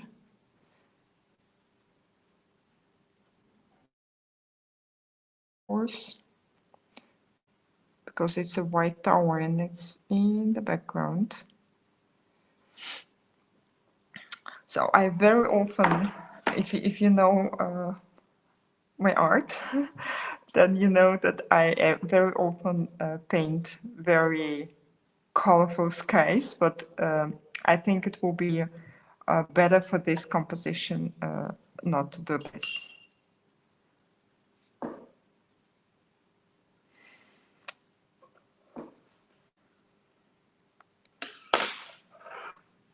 More questions? Oh, sorry, Julie. Yes, one question from Alison. Can you suggest how to make the background buildings appear to recede, to appear further away? Yes, this is the way how we do it actually. We use less pigment and more water. And we also have an article on it on the blog. Anna, Yes. maybe maybe maybe we can put a link in the chat. To the Or blog. Or is it too difficult to find the article? But there is an article, and it the name of the article is something like atmospheric perspective tutorial, we maybe. can test. I'll find it in a second. Okay, but you know what I mean, right? Well, the amazing step-by-step tutorial that you Yes. did. Yes, I do.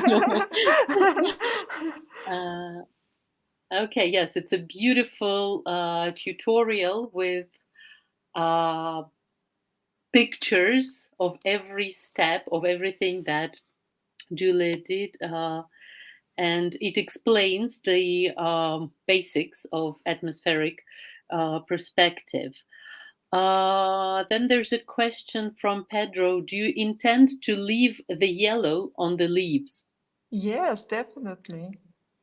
Yeah, I think it's I know the leaves are uh, not really yellow, but it suggests the light on this side. So this way we create a kind of a look of light and shadow, and it creates a more beautiful picture than we see here, for example, because here all the greenery is exactly kind of the same, very boring color. So when we use colors like this, very light on the one side, on the lighted side, and darker on the color on the shadowed side, then the picture starts to look much more interesting. And we have a beautiful blog post about mixing green colors and using greenery in with watercolors. we have blogs about everything, guys. No, it's Actually, not yes, true, but a lot. juliahenze.com/blog takes you to the list of all our yes, to all our posts. Amazing articles. Okay, well, I'll just show what the blog. You can just look at the pictures here. They're all so, enticing, tempting to look at. So this is Julia's blog, and you'll find lots and lots of useful materials for different kinds of sketching mediums. Watercolors, gouache, pencils, alcohol-based markers, um, tips, material guides, the contents of Julia's sketching kit, both for gouache and watercolors. Yes. And yeah, so check it out. Check out the blog. You will surely find a lot of useful information there. Okay, Good. Julia, are we ready to move on to the next step of your sketch or Yes. not? Yes. We are. I think we are. And I want to show you something, by the way. A difference between two different. These are both watercolor paper, 100% cotton watercolor paper. But look at this. The difference between the how the textures, the texture, how the watercolor looks on this paper. And this is Balhoun paper, and paper. A lot of people don't even know that it exists, but I think this is such a beautiful paper. The textures look so beautiful on it.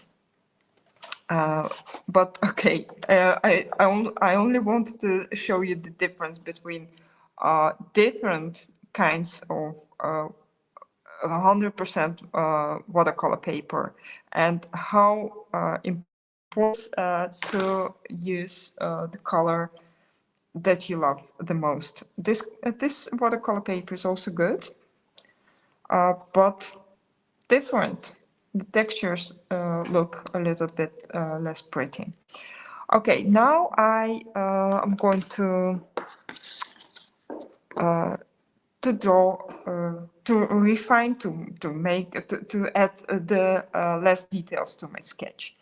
Okay, and let's try to do it a little bit faster. So I draw these lines on the roof, and I see that here they go like more like this, and here they start to go more like this. And I don't measure the exact angle, I just draw them.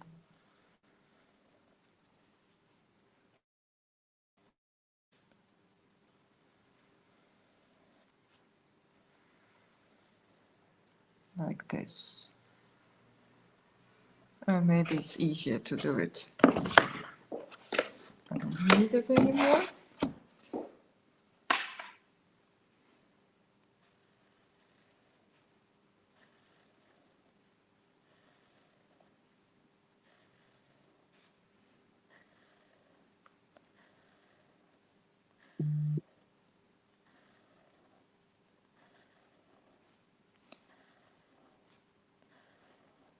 So there are a lot of lines.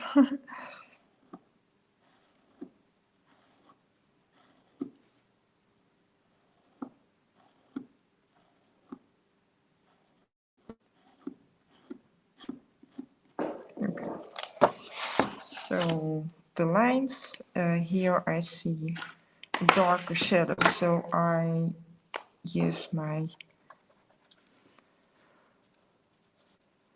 thick crop fine liner and add some shadow.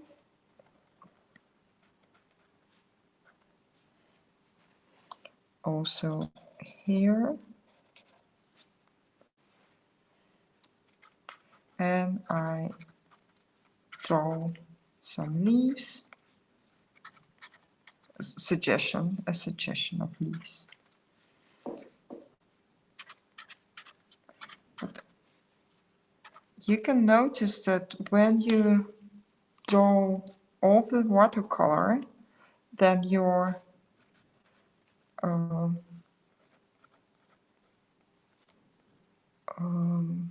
fine liners appear much darker. It's much easier to draw all the watercolor paper.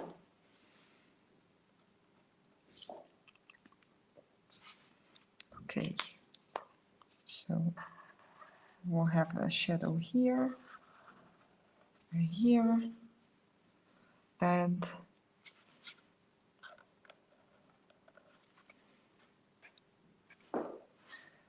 some shadow here. Maybe a little bit darker.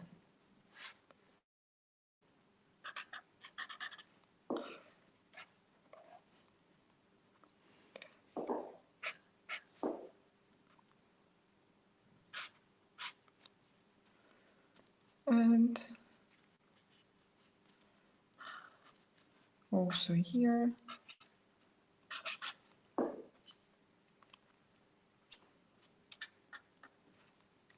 Draw some suggestions of things in the background. Maybe here. And a shadow here and here. Okay, and now I also want to draw these tiles on the ground. And they all go to one point.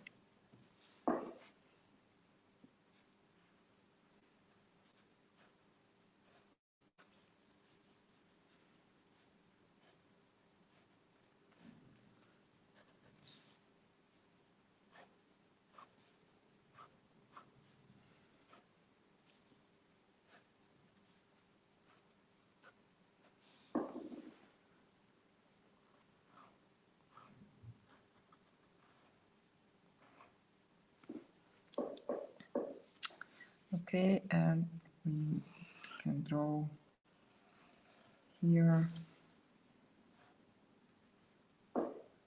the bricks on the ground.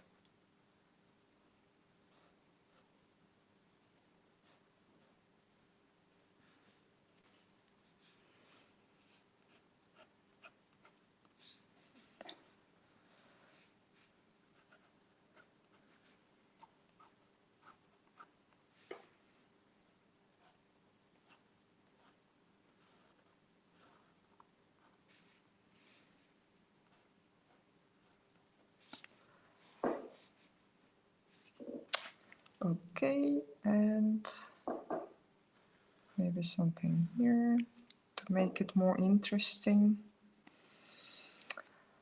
And let me think. I think I can go over to the colored pencils. I have them here. And just, I don't look anymore at the picture. I just let my heart go and try to create. Julia, before you let your heart go, Yeah. can you tell us about that watercolor paper, the other watercolor paper with the other sketch of the same building? What was the name of the paper again? It's ballroom paper. Ballroom. How do you spell that? It's B-A-O. B-A-O H O and G, I guess. Oh, I have it. No, sometimes you have it on the paper, but it's not here. But it's Balhome. Yes, it's not very. It's not expensive paper, but it's really very good. Yeah, very good quality. A new paper, designed by a few very famous painters. I guess I've heard something like this.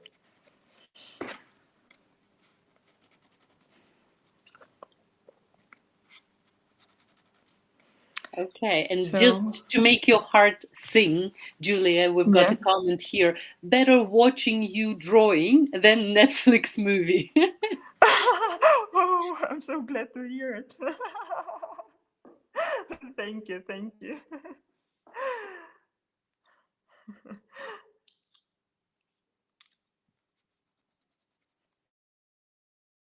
And are you actually drawing, guys?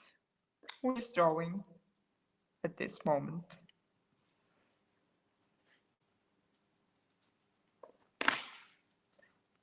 Everyone who is drawing is very busy, I think. Okay, so we just draw, use colored pencils to add some more color to make the picture even more beautiful. And sometimes I want to look at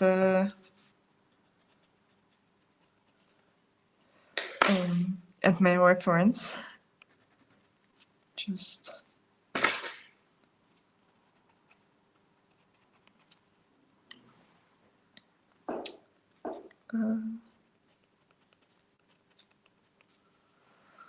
okay, so here we have pretty much dark shadow, and we can try to use a dark red color. Yeah, maybe it works. Or we also can make it with blue. It's also a very good idea, a very good technique.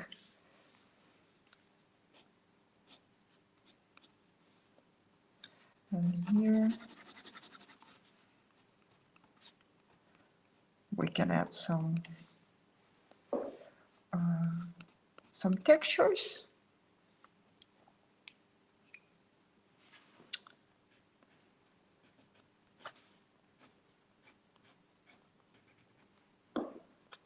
And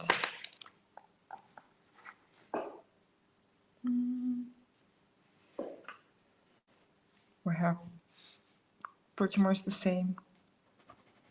We can use pretty much the same color on this side. The color we used here. It's kind of dusty pink.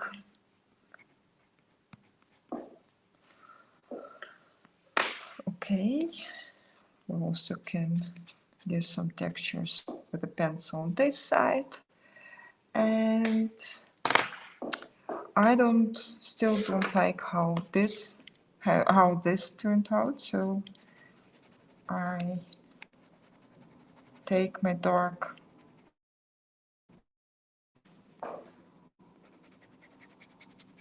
brown or dark red pencil and just try to make it a little bit more beautiful. Okay, and add a dark shadow on this side, a dark shadow on the greenery.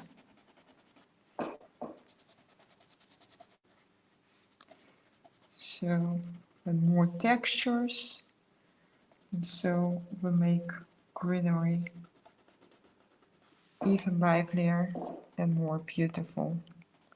And we keep this side light.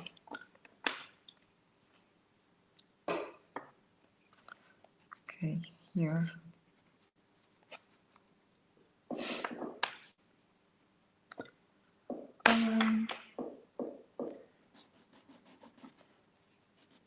some darkness here. Also with the blue. And maybe make this shadow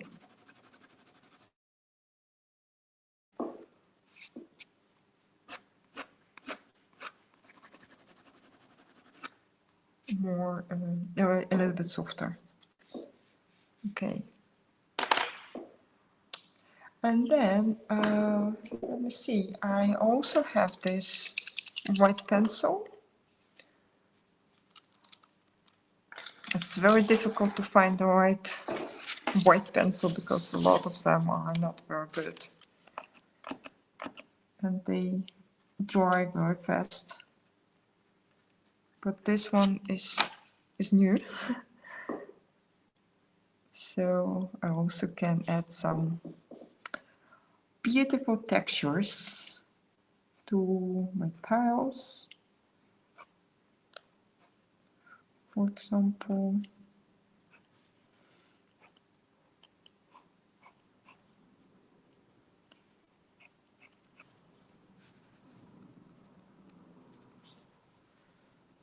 okay, and here I also can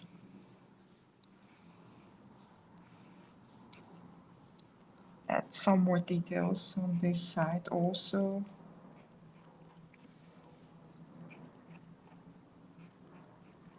With a white pencil.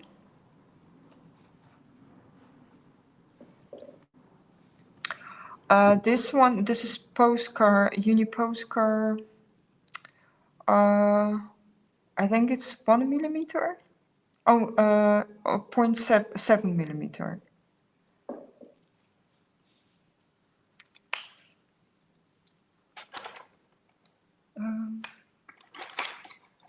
Okay, and I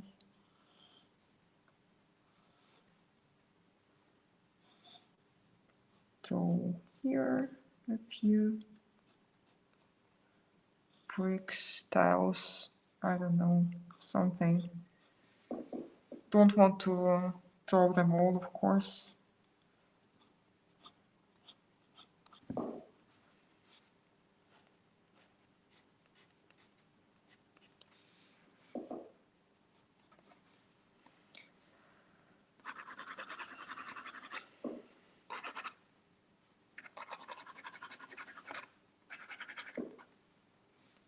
Maybe something here.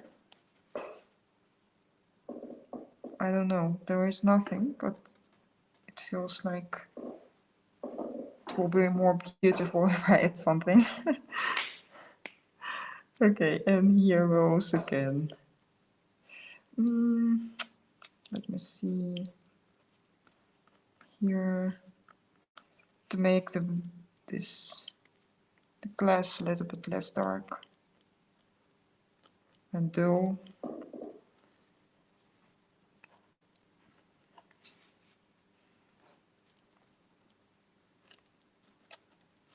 And define the door.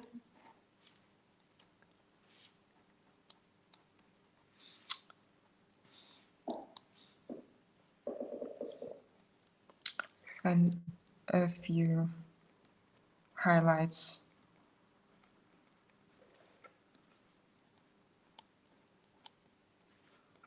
on the tree, on the, is it a tree? No, it's plant. On the greenery. Okay. And I think we are actually done.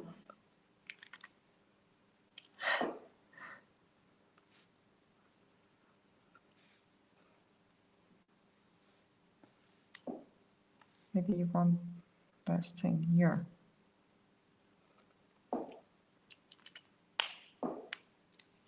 Yes. I can go further and draw a lot of details, but I think we can stop here. And as always, the initial sketch, you can see it here, is very different from the sketch in the workshop. And I actually love it so much that it's so different from each other, because every painting is a different one. It depends on how you feel and um, um, how excited you are, maybe, and a lot of different things. And every time it's something different, and sometimes less beautiful and sometimes more beautiful.